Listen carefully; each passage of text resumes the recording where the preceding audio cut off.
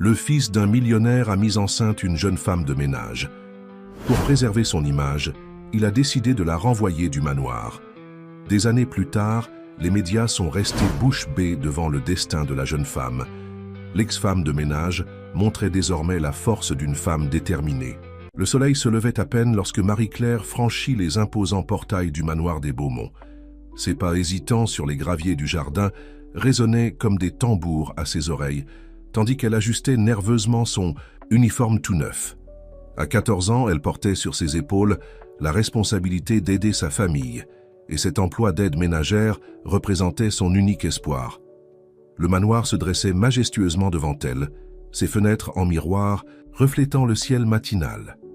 Marie-Claire sentit un frisson dans son ventre en contemplant la magnificence de cette construction qui ressemblait plus à un palais. Ses mains calleuses, déjà marquées par le travail précoce, serraient le petit sac où elle gardait son document d'identité et la lettre de recommandation de la voisine qui avait servi d'intermédiaire pour son embauche.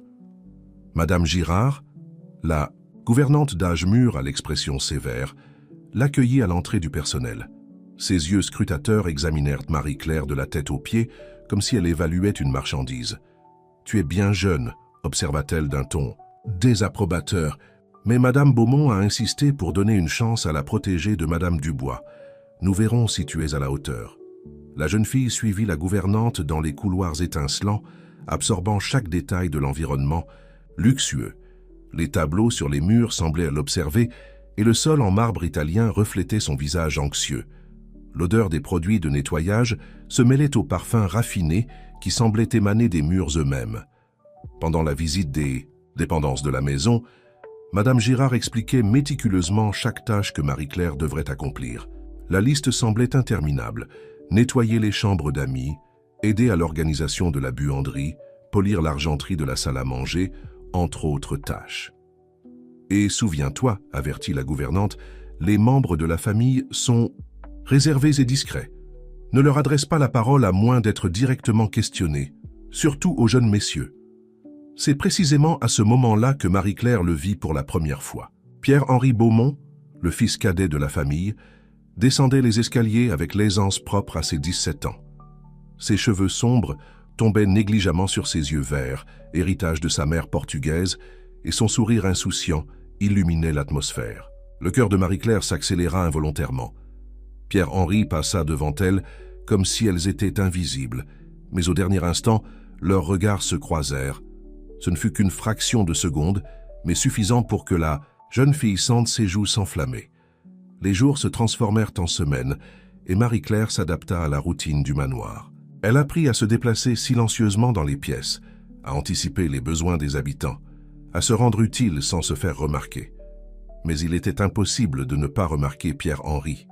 Il avait l'habitude d'étudier dans la bibliothèque pendant les après-midi, et Marie-Claire trouvait toujours une excuse pour nettoyer les étagères de livres à ces heures-là.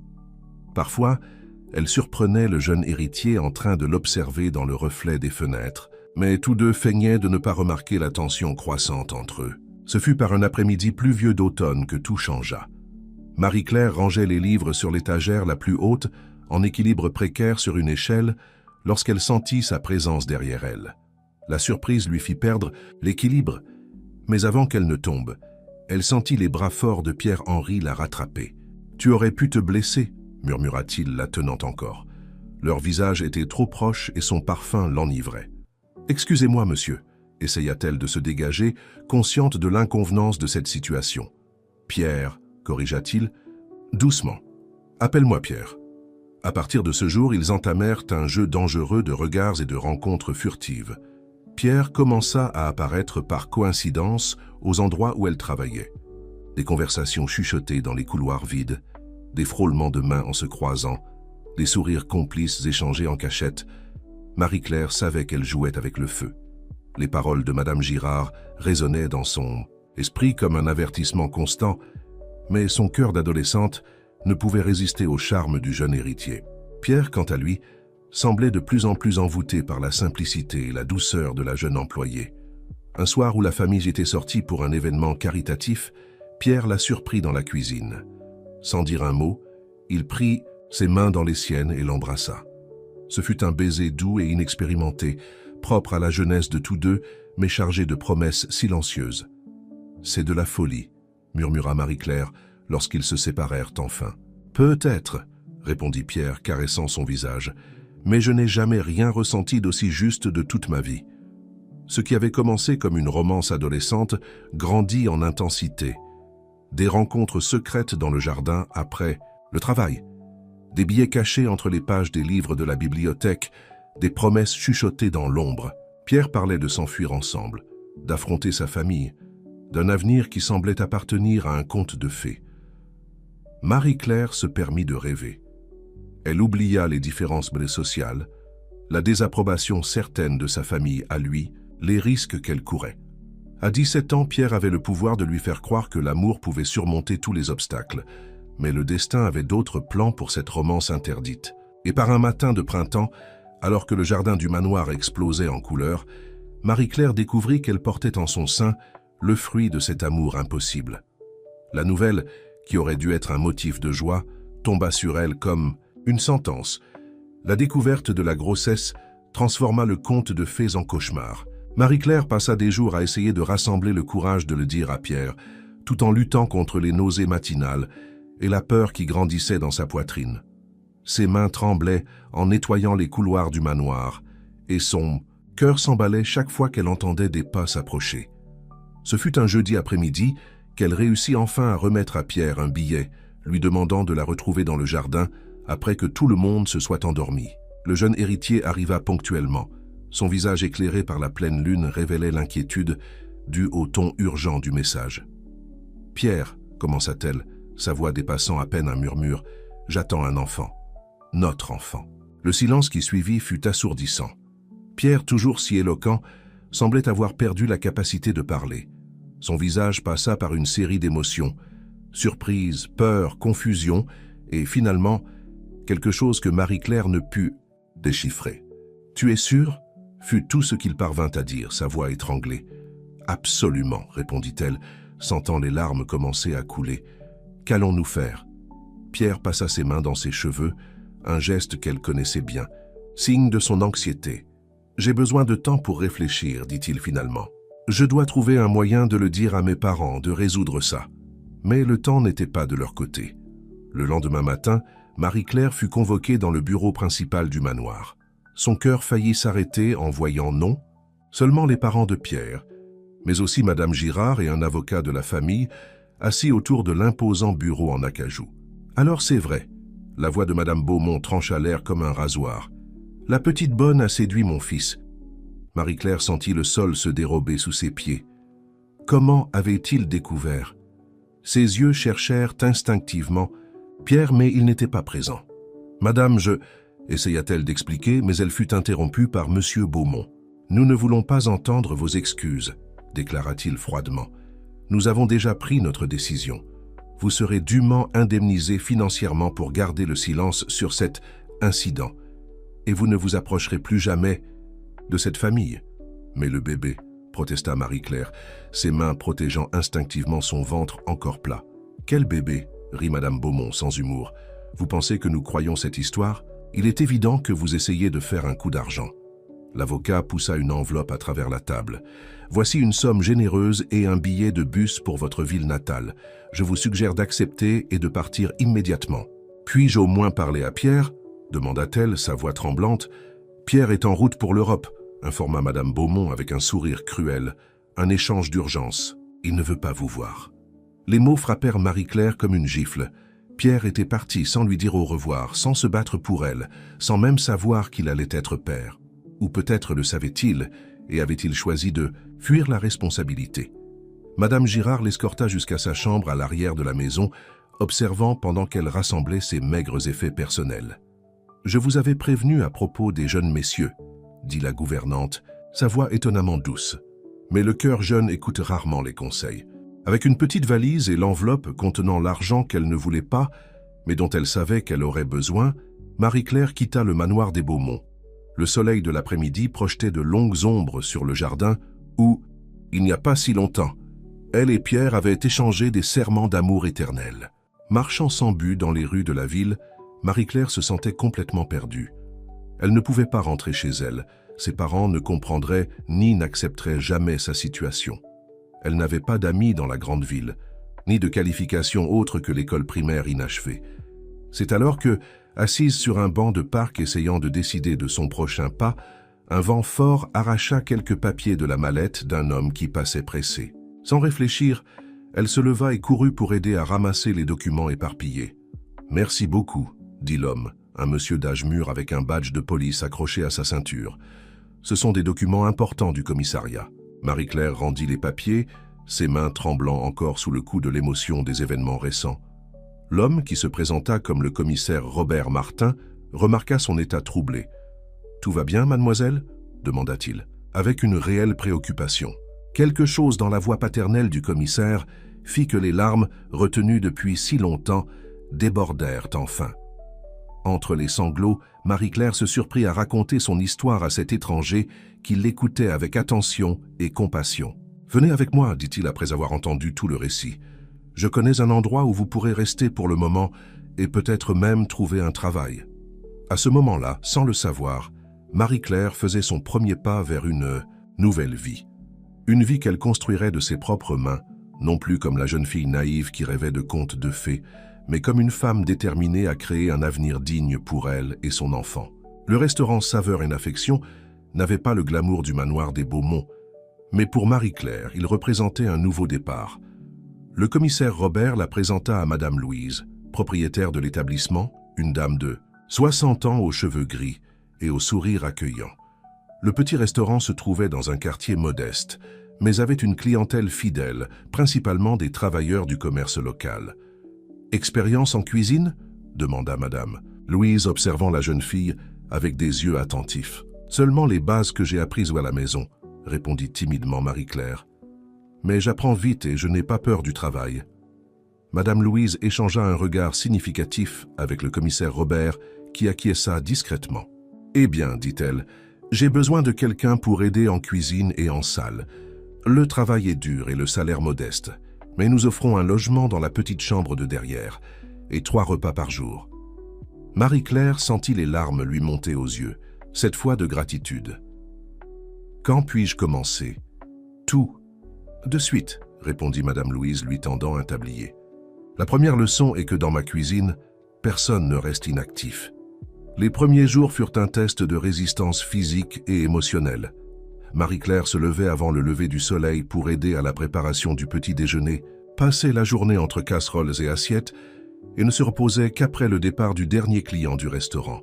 Les nausées de la grossesse rendèrent le travail encore plus difficile, mais elle refusait de montrer sa faiblesse. Madame Louise, qui semblait sévère au début, se révéla être une mentor patiente et affectueuse. Percevant l'intérêt sincère de Marie-Claire pour la cuisine, elle commença à lui enseigner les secrets de ses recettes traditionnelles. « La cuisine est comme la vie, ma petite », disait-elle en lui montrant comment préparer sa fameuse sauce tomate. « Elle a besoin de temps, d'attention et d'amour, surtout d'amour. » Les semaines se transformèrent en mois, et Marie-Claire découvrit en elle un talent naturel pour la gastronomie. Ses mains, autrefois dédiées uniquement au nettoyage, créaient maintenant des plats qui faisaient soupirer de satisfaction les clients. Son premier plat original, une réinterprétation du traditionnel hachis parmentier, devint rapidement le préféré de la clientèle. À mesure que son ventre s'arrondissait, sa confiance grandissait aussi. Madame Louise l'accompagnait aux consultations prénatales et l'aidait à préparer la layette du bébé. Le commissaire Robert, qui était devenu une figure paternelle, venait souvent déjeuner et vérifier qu'elle allait bien. « Vous avez un don spécial », commenta un client régulier après avoir goûté sa dernière création. Un ravioli farci à la citrouille et au fromage de chèvre. Vous arrivez à transformer des ingrédients simples en quelque chose d'extraordinaire. Ce fut lors d'un après-midi particulièrement chargé que Marie-Claire eut une idée qui allait changer son avenir. Observant comment les clients réagissaient positivement à ces innovations culinaires qui mélangeaient techniques traditionnelles et touches contemporaines, elle commença à rêver de son propre restaurant. « Vous pensez qu'un jour je pourrais » commença-t-elle à demander à Madame Louise, mais elle n'eut pas le courage de terminer sa phrase. « Avoir votre propre restaurant » compléta la dame en souriant. « Bien sûr, vous avez du talent, du dévouement et plus important encore, Vous comprenez que la vraie gastronomie ne consiste pas à impressionner, mais à nourrir l'âme des gens. Marie-Claire consacra ses rares heures libres à l'étude. Avec l'aide de Madame Louise, elle s'inscrivit à un cours du soir pour terminer ses études et commença à lire tout ce qu'elle pouvait sur la gestion de restaurants et la gastronomie. Un soir, alors qu'elle organisait les comptes de la journée, Madame Louise lui fit une proposition qui la prit par surprise. « Et si on commençait à faire des événements spéciaux les dimanches? Vous pourriez créer un menu dégustation, quelque chose de plus élaboré. On partagerait les bénéfices. » L'idée fut un succès immédiat. Les dîners dominicaux de Marie-Claire commencèrent à attirer une clientèle différente, y compris quelques critiques gastronomiques locaux. Ces créations, qui mélangèrent des références de la cuisine régionale avec des techniques raffinées, attirèrent l'attention des médias spécialisés. Au 8e mois de grossesse, Marie-Claire avait déjà réussi à mettre de côté une petite épargne et à se faire un nom dans le circuit gastronomique de la ville. Son fils, qu'elle savait déjà être un garçon, donnait des coups de pied avec enthousiasme chaque fois qu'elle était en cuisine, comme s'il approuvait ses créations culinaires. « Tu vois, » disait Madame Louise, posant sa main sur le ventre de la jeune femme, « il y a déjà un chef qui naît là-dedans. » Un après-midi, alors qu'elle préparait un nouveau plat pour le menu, Marie-Claire fut surprise par une visite inattendue. Un homme élégant qui se présenta comme Richard Moreau, propriétaire d'une chaîne de restaurants à succès, était venu spécialement pour rencontrer la jeune chef qui révolutionnait la gastronomie locale. « J'ai entendu dire que vous étiez autodidacte », commenta-t-il, après avoir goûté son fameux hachis parmentier. « Impressionnant. J'aimerais discuter d'un éventuel partenariat. » Marie-Claire sentit son cœur s'accélérer. C'était sa première véritable opportunité de réaliser son rêve d'avoir son propre restaurant. Mais avant qu'elle ne puisse répondre, une autre figure familière franchit la porte de l'établissement, faisant tourner son monde. Pierre-Henri Beaumont était de retour. Le temps sembla se figer lorsque les regards de Marie-Claire et Pierre se croisèrent. Il était différent, plus mûr, avec un air sophistiqué, acquis pendant son séjour en Europe. Ses yeux verts, cependant, avaient toujours le même pouvoir, de la faire trembler intérieurement. « Marie-Claire », murmura-t-il, sa voix chargée d'émotion. Ses yeux descendirent instantanément vers le ventre proéminent de la jeune femme et toute couleur quitta son visage. Richard Moreau, percevant la tension dans l'atmosphère, s'éloigna discrètement vers une des tables, feignant d'examiner le menu. Madame Louise, qui connaissait toute l'histoire, se positionna de manière protectrice à côté de Marie-Claire. « Que veux-tu » demanda Marie-Claire, se surprenant elle-même par la fermeté de sa voix. Ce n'était plus la jeune fille effrayée qui avait quitté le manoir des Beaumont. « Je suis revenu il y a une semaine, » balbutia Pierre, clairement mal préparé à la situation. « Quand j'ai lu à ton sujet dans la chronique gastronomique du journal, je n'arrivais pas à y croire. Je devais voir de mes propres yeux. »« Eh bien, tu as vu, » répondit-elle, protégeant inconsciemment son ventre avec ses mains. « Maintenant, si tu veux bien m'excuser, j'ai un restaurant à gérer. »« S'il te plaît, » implora-t-il, faisant un pas dans sa direction. « Nous devons parler. Je ne savais pas, quand je suis parti, je ne savais pas pour le bébé. Mes parents m'ont envoyé. En Europe sans explication. Je n'ai découvert la vérité que des mois plus tard par ma sœur. » Marie-Claire sentit une douleur au cœur. Pendant tous ces mois, elle avait nourri du ressentiment, imaginant que Pierre avait choisi de l'abandonner. La possibilité qu'il ait aussi été victime des manipulations de sa famille n'avait jamais traversé son esprit. « Monsieur Beaumont, » interrompit Richard Moreau s'approchant à nouveau, « pardonnez mon intrusion, mais mademoiselle Marie-Claire et moi étions au milieu d'une importante réunion d'affaires. » Pierre regarda l'homme d'affaires comme s'il venait seulement de remarquer sa présence. Ses yeux se plissèrent légèrement. « Et vous êtes Richard Moreau, propriétaire des restaurants Saveur Premium », se présenta-t-il avec un sourire poli. « Je suis ici pour proposer un partenariat à mademoiselle Marie-Claire. Son talent est trop exceptionnel pour rester limité à un seul établissement. » Marie-Claire observa l'interaction entre les deux hommes avec un mélange de fascination et d'appréhension. Pierre, le premier amour qui lui avait brisé le cœur, et Richard, qui représentait une opportunité de réaliser ses rêves professionnels. « Marie, » reprit Pierre, ignorant délibérément la présence de Richard, « je sais que je n'ai pas le droit de demander quoi que ce soit, mais s'il te plaît, donne-moi une chance d'expliquer tout, de faire partie de la vie de notre enfant. » La mention du bébé fit que le petit être dans son ventre bougea, comme s'il reconnaissait la voix de son père. Marie-Claire ferma les yeux un moment, essayant d'organiser ses pensées. « Demain, répondit-elle finalement. Nous pourrons parler demain après le service du déjeuner. Maintenant, comme M. Moreau l'a mentionné, je suis en pleine réunion importante. » Pierre acquiesça résigné. Avant de partir, il sortit une carte de sa poche et la laissa sur le comptoir. « Mon numéro personnel, pas celui de mes parents, pas celui de l'entreprise, le mien. » Après son départ, Marie-Claire dut s'appuyer sur le comptoir pour ne pas tomber. Madame Louise lui apporta rapidement un verre d'eau, tandis que Richard attendait patiemment qu'elle se reprenne. « Désolé pour ça, » murmura-t-elle, mais Richard fit un geste pour écarter les excuses. « Il n'y a rien à excuser, » sourit-il. « Gentiment. En fait, cela ne fait qu'augmenter mon admiration pour vous. Construire tout cela seul dans vos circonstances, c'est encore plus impressionnant que je ne l'imaginais. » Dans les heures qui suivirent, Richard exposa sa proposition.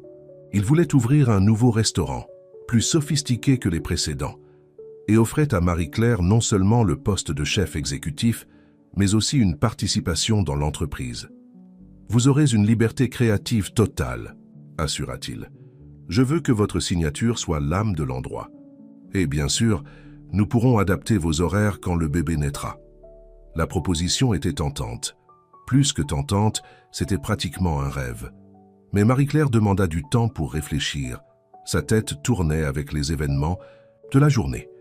Cette nuit-là, après la fermeture du restaurant, elle resta assise dans sa petite chambre, regardant alternativement la carte de Pierre et la proposition formelle que Richard avait laissée.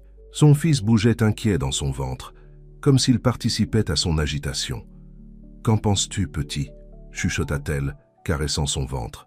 « Ta maman devrait-elle donner une chance à ton père ou se concentrer uniquement sur notre carrière ?» Le bébé répondit par un coup de pied fort, la faisant sourire. Demain serait un nouveau jour, avec de nouvelles décisions à prendre. Pour l'instant, elle avait besoin de se reposer et de se préparer à ce que le destin lui réservait.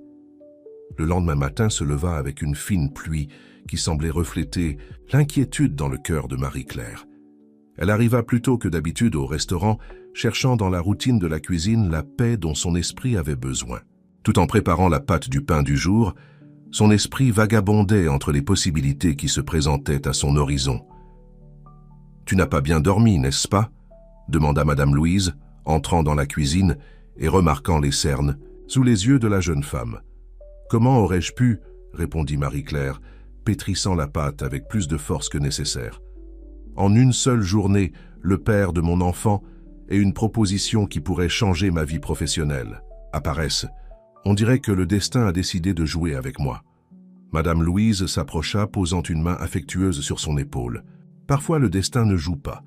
Il présente simplement les cartes que nous devons jouer. La question est, quel jeu veux-tu faire ?» Le service du déjeuner fut intense comme toujours, ce qui aida Marie-Claire à garder l'esprit occupé. Lorsque le dernier client de l'heure de pointe partit, elle monta dans sa chambre pour se rafraîchir avant sa rencontre avec Pierre. À 15 heures précises, il arriva. Il était habillé de manière plus décontractée que la veille, mais émanait toujours cette aura de privilège que seuls les très riches possèdent. Marie-Claire le conduisit à une table au fond du restaurant, loin des regards curieux des quelques clients qui restaient encore sur place. « Tu es magnifique », fut la première chose qu'il dit, ses yeux parcourant son visage avec une intensité qui la fit rougir.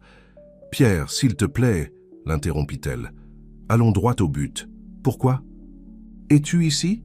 Il prit une profonde inspiration, passant ses mains dans ses cheveux dans un geste familier qui fit serrer le cœur de Marie-Claire. « Quand mes parents m'ont envoyé en Europe, ils ont dit que c'était une opportunité unique d'études. Je n'ai découvert la vérité que 3 mois plus tard, quand ma sœur Anne m'a parlé de ta grossesse. Je suis revenu immédiatement, mais tu avais déjà disparu. »« Et tes parents ?» demanda Marie-Claire, sa voix tremblant légèrement. « Je les ai affrontés, » répondit-il, ses yeux s'assombrissant au souvenir. « Ce fut notre plus grande dispute. J'ai quitté la maison, loué un appartement et commencé à travailler dans l'entreprise de mon oncle, qui a toujours été plus compréhensif. J'ai passé des mois à te chercher. » Marie-Claire absorba ces paroles en silence. Une partie d'elle voulait le croire, voulait se permettre d'être à nouveau cette fille amoureuse. Mais une autre partie, celle qui avait grandi et mûri à travers les difficultés, restait prudente. « C'est un garçon, » dit-elle finalement, le surprenant. Il naîtra dans environ 1 mois. Les yeux de Pierre se remplirent de larmes. Je peux... Il tendit la main vers son ventre, hésitant. Marie-Claire acquiesça, lui permettant de toucher l'endroit où son fils bougeait. Au moment où la main de Pierre toucha son ventre, le bébé donna un coup de pied fort, comme s'il reconnaissait « son père ». « Mon Dieu » murmura Pierre, émerveillé. « Il est réel, notre fils est réel. »« Oui, il l'est » répondit Marie-Claire, s'éloignant doucement. « Et c'est pour lui que nous devons établir des limites claires. Je ne peux pas et ne vais pas permettre que ta famille interfère dans sa vie comme ils l'ont fait dans la mienne. »« Je ne le permettrai pas » assura Pierre avec véhémence. « Je suis un autre homme maintenant, Marie-Claire. J'ai appris de mes erreurs, j'ai grandi. Je veux faire partie de vos vies à tous les deux, si tu me le permets. » À ce moment-là, comme si l'univers voulait ajouter plus de complexité à la situation, Richard Moreau entra dans le restaurant. Ses yeux trouvèrent immédiatement le couple, et il fit mine de se retirer, mais Marie-Claire l'appela. « S'il vous plaît, monsieur Moreau, joignez-vous à nous, » dit-elle, à la surprise de Pierre. « En fait, votre présence peut être opportune. Nous sommes justement en train de discuter de l'avenir. » Richard s'approcha avec son élégance caractéristique, saluant Pierre d'un signe de tête poli avant de s'asseoir. « J'espère ne rien interrompre d'important. »« Au contraire, » répondit Marie-Claire, se sentant étrangement renforcée par sa présence. « Pierre doit comprendre que ma vie ne s'est pas arrêtée quand j'ai quitté le manoir des Beaumont. J'ai construit quelque chose ici, j'ai des plans, des rêves, et je veux faire partie de ces plans, » interrompit Pierre, lançant un regard méfiant à Richard. « Marie-Claire, s'il te plaît, donne-moi une chance de prouver que je peux être l'homme que toi et notre fils méritaient. » Le silence qui suivit était chargé de tension. Marie-Claire regarda d'un homme à l'autre, Pierre, représentant son passé, et une possible réconciliation familiale pour son fils. Richard, symbolisant son avenir professionnel et l'indépendance pour laquelle elle s'était tant battue. « Je dois être honnête avec vous deux, » dit-elle finalement, sa voix ferme malgré le tourbillon d'émotions dans sa poitrine. « Je ne peux pas et ne vais pas prendre de décision précipitée. Mon fils est sur le point de naître, et il est ma priorité absolue maintenant. » Les semaines qui suivirent la conversation au restaurant furent un véritable tourbillon dans la vie de Marie-Claire. Avec la date de l'accouchement qui approchait, elle se retrouva partagée entre les préparatifs pour l'arrivée du bébé, la gestion du restaurant et les visites constantes de Pierre et Richard. Pierre, déterminé à prouver son engagement, était devenu une présence presque quotidienne.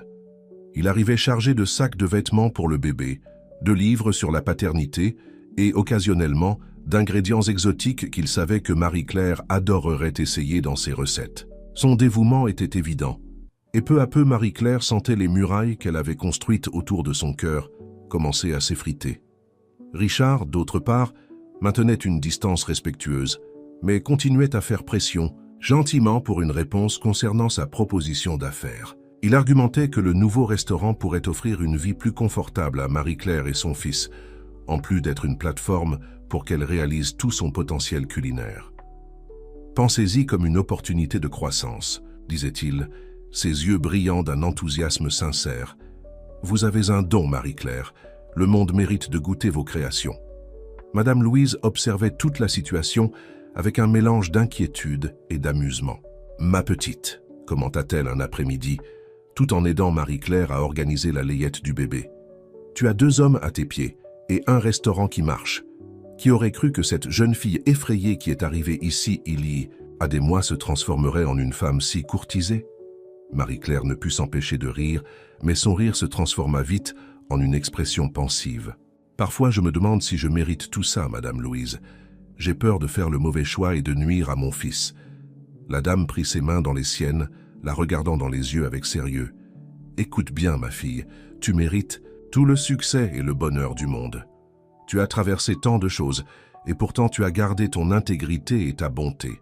Quant au bon choix, eh bien parfois il n'y a pas de choix totalement bon ou mauvais. L'important est de suivre ton cœur et de faire de ton mieux avec les cartes que la vie t'a données. » C'est avec ces mots qui résonnèrent dans son esprit que Marie-Claire entra en travail, 2 semaines avant la date prévue. La pluie tombait à torrents dehors, transformant les rues en rivières tumultueuses. C'est Madame Louise qui remarqua les premiers signes, notant l'inconfort de Marie-Claire alors qu'elle essayait de finaliser un nouveau plat pour le menu. « Ciel, ma petite, c'est le bébé !» s'exclama la dame, courant pour appeler une ambulance. Cependant, l'orage avait bloqué plusieurs routes, rendant difficile l'arrivée des secours. Ce fut Pierre qui apparut en premier, trempé et essoufflé, ayant couru plusieurs pâtés de maison après que sa voiture soit restée bloquée dans les embouteillages chaotiques. « Je suis là », dit-il, tenant la main de Marie-Claire. « Je vais t'emmener à l'hôpital, même si je dois nager. » À ce moment, une voiture de luxe s'arrêta brusquement devant le restaurant. Richard en sortit, portant un parapluie et avec son air composé habituel, malgré la situation. « Montez !» cria-t-il, par-dessus le bruit de la pluie. « Mon chauffeur connaît des routes alternatives. Nous pouvons arriver à l'hôpital en 15 minutes. » Il n'y avait pas de temps pour les hésitations ou les jalousies. Avec l'aide de Pierre et Richard, Marie-Claire fut installée sur la banquette arrière de la voiture, avec Madame Louise à ses côtés offrant des paroles de réconfort. Pierre et Richard se serrèrent sur le siège avant avec le chauffeur, échangeant des regards tendus, mais unis par l'objectif commun d'assurer la sécurité de Marie-Claire et du bébé. Le trajet jusqu'à l'hôpital fut une aventure digne d'un film d'action. Le chauffeur habile naviguait dans des rues secondaires et des ruelles, évitant les arbres tombés et les flaques profondes. Marie-Claire, entre des contractions de plus en plus intenses, ne put s'empêcher de noter l'ironie de la situation, les deux hommes qui se disputaient son affection, maintenant côte à côte, la guidant vers le moment le plus important de sa vie. En arrivant à l'hôpital, une équipe médicale les attendait déjà, alertée par Richard qui avait passé quelques appels pendant le trajet. Marie-Claire fut rapidement emmenée en salle d'accouchement, laissant derrière elle Pierre, Richard et Madame Louise, tous visiblement anxieux. Les heures qui suivirent furent une pure agonie pour ceux qui attendaient dans la salle d'attente. Pierre faisait les 100 pas, murmurant des prières inintelligibles. Richard, apparemment calme, tambourinait nerveusement des doigts sur l'accoudoir du fauteuil. Madame Louise alternait entre réconforter les deux hommes et passer des appels pour informer les employés du restaurant de la situation. Finalement, après ce qui sembla une éternité, un médecin apparut avec un sourire sur le visage. « C'est un garçon en bonne santé », annonça-t-il au soulagement de tous. « La mère va bien et vous pouvez les voir maintenant. » Pierre fut le premier à entrer dans la chambre, suivi de près par Richard et Madame Louise. La scène qu'ils trouvèrent était pure magie. Marie-Claire, épuisée mais radieuse, tenait dans ses bras un petit paquet qui bougeait doucement. « Bonjour, mon amour », murmura-t-elle au bébé, des larmes de bonheur coulant sur son visage. Puis, elle leva les yeux vers les trois visiteurs, son regard s'attardant un moment sur chacun d'eux. « Venez rencontrer Antoine. » À cet instant, en Samin-Setin, observant le petit Antoine et l'expression d'amour pur sur le visage de Marie-Claire, Pierre et Richard sentirent quelque chose changer en eux. Les rivalités et les attentes semblaient insignifiantes face au miracle de la vie dont ils étaient témoins.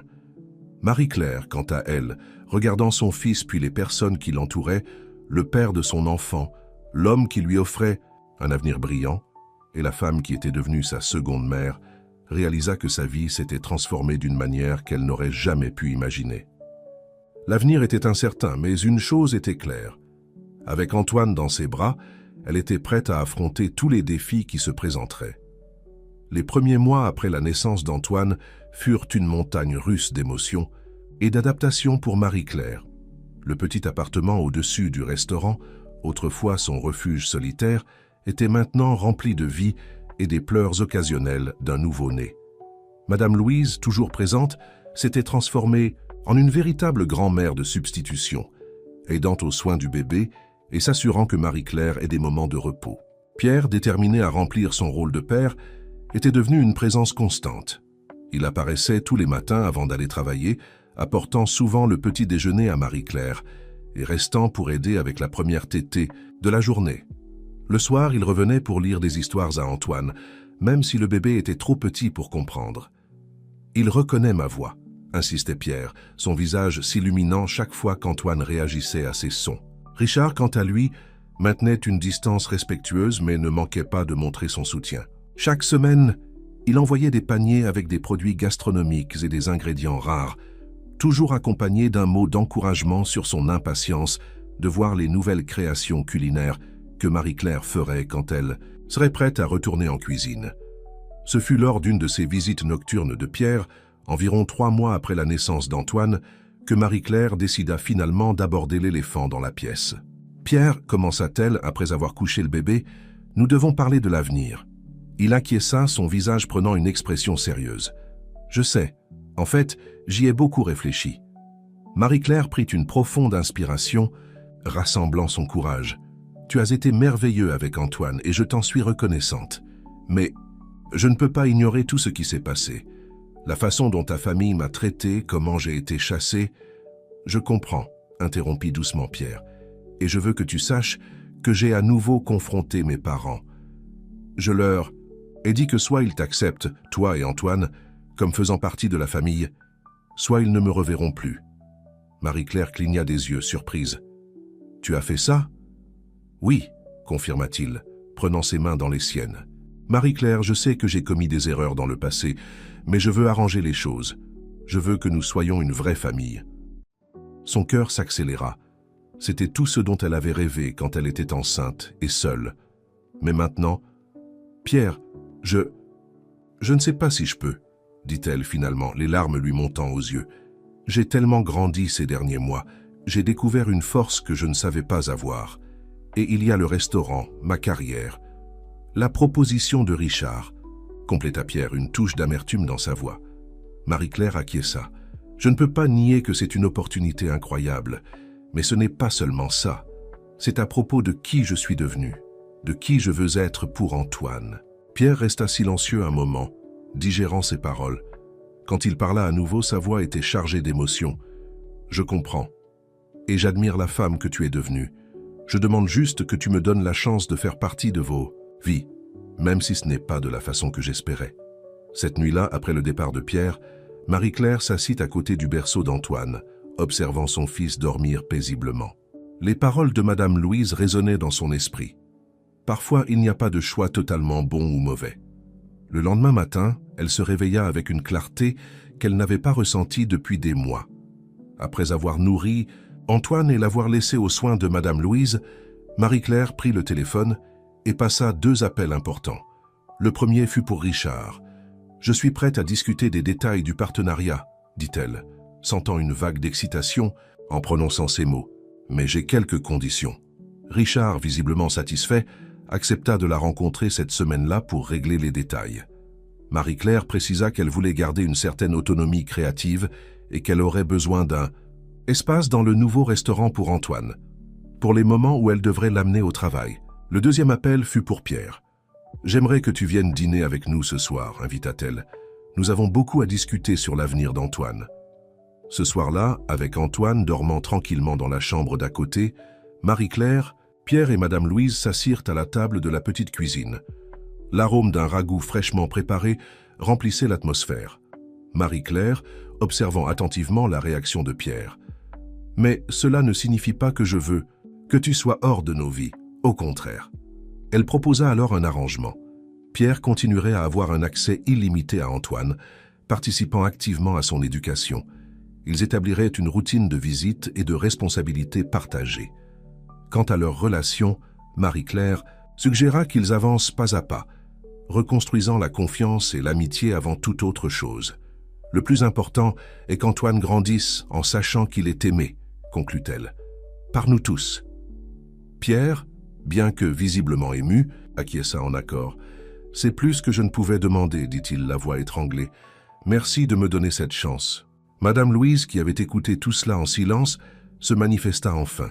« Vous me remplissez tous les deux de fierté. Vous pensez d'abord au bien-être du petit Antoine, et c'est ce qui compte vraiment. » Tandis qu'ils savourèrent le dîner, discutant des détails pratiques du nouvel arrangement et partageant des histoires sur les dernières pitreries d'Antoine, Marie-Claire ressentit une paix qu'elle n'avait pas expérimentée depuis longtemps. L'avenir était encore incertain, plein de défis et de possibilités, mais elle était confiante qu'avec de l'amour, de la détermination et le soutien des bonnes personnes, elle pourrait affronter tout ce qui se présenterait. Cette nuit-là, en mettant Antoine au lit, Marie-Claire chuchota à son fils « Le monde est à toi, mon amour, et maman sera là pour t'aider à le conquérir, un pas à la fois. » Les mois suivants apportèrent une série de changements vertigineux dans la vie de Marie-Claire. Le nouveau restaurant, baptisé Racines and Ale, était sur le point d'être inauguré au cœur de la ville. Le concept, développé conjointement par Marie-Claire et Richard, mélangeait la tradition de la cuisine régionale avec des touches contemporaines et des techniques innovantes.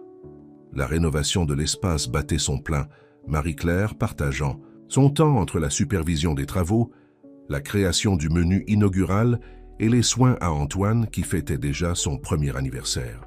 Le petit, avec ses boucles brunes et ses yeux curieux, était une présence constante sur le chantier, charmant les ouvriers et les décorateurs avec son sourire édenté. « Il a ton don pour enchanter les gens », commenta Richard un après-midi, observant Antoine jouer avec un groupe d'ouvriers pendant la pause déjeuner. Marie-Claire sourit, sentant une vague de fierté. « Il a le meilleur de moi et de Pierre », répondit-elle, surprise par le naturel avec lequel les mots sortirent.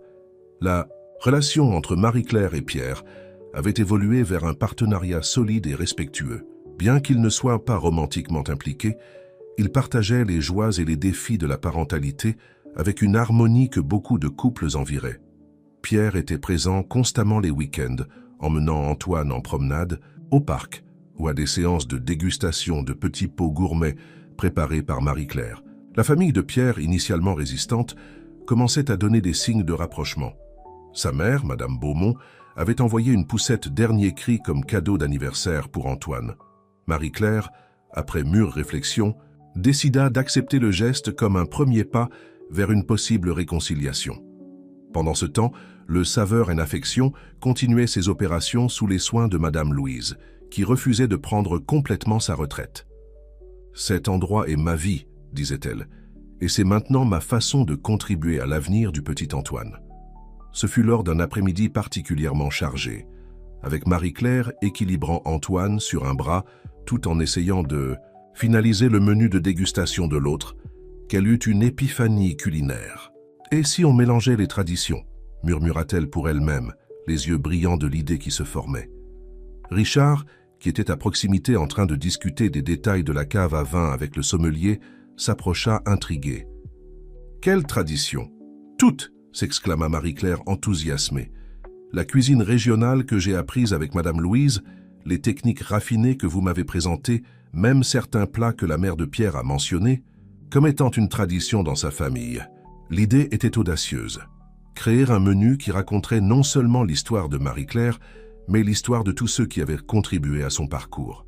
Chaque plat serait un hommage, une célébration des diverses influences qui avaient fait d'elle la chef qu'elle était aujourd'hui.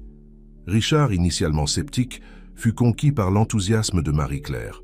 « C'est risqué, réfléchit-il, mais si quelqu'un peut faire fonctionner ça, c'est vous. » Dans les semaines précédant l'inauguration, la cuisine du Racines and Ales se transforma en un laboratoire d'expérimentation culinaire.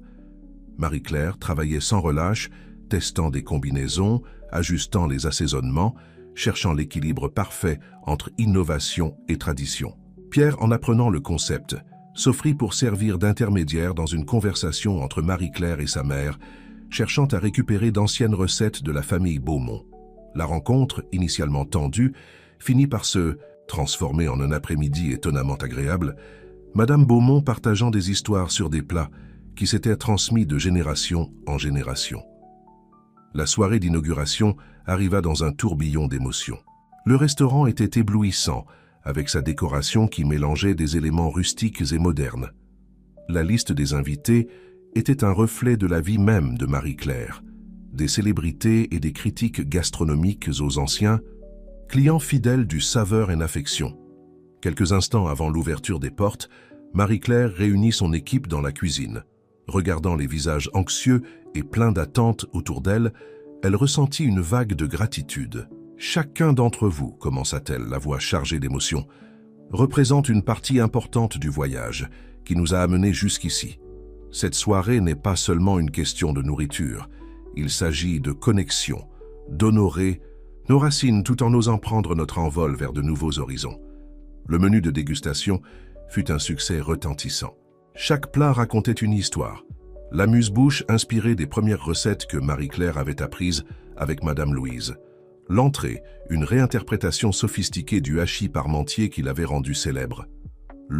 Sa plat principal, une fusion audacieuse de techniques françaises et d'ingrédients régionaux. Et le dessert, un hommage subtil aux traditions de la famille Beaumont. À la fin de la soirée, épuisée mais radieuse, Marie-Claire observait la salle presque vide. Pierre s'approcha portant un Antoine endormi dans ses bras. « Tu as réussi, sourit-il sincèrement fier. Tu as construit quelque chose d'extraordinaire. » Richard les rejoignit, levant une coupe de champagne. « À l'avenir » proposa-t-il pour le toast. « À l'avenir » répéta Marie-Claire, ses yeux se remplissant de larmes de bonheur tandis qu'elle regardait son fils, son père, son associé et ami, et le restaurant qui représentait la réalisation de ses rêves. À ce moment-là, entourée des personnes qu'elle aimait et du fruit de son dur labeur, Marie-Claire sut qu'elle avait trouvé sa place dans le monde. Un endroit où ses racines étaient fermement plantées, mais d'où ses ailes pouvaient atteindre des horizons infinis. Le succès de Racines & Ales fut météorique. En quelques mois, le restaurant devint le point de rencontre gastronomique le plus en vogue de la ville. Des critiques renommés faisaient des éloges enthousiastes.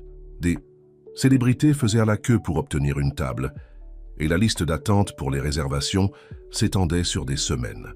Marie-Claire, maintenant âgée de 21 ans, voyait sa vie se transformer en un tourbillon d'interviews, d'événements et de nouvelles opportunités.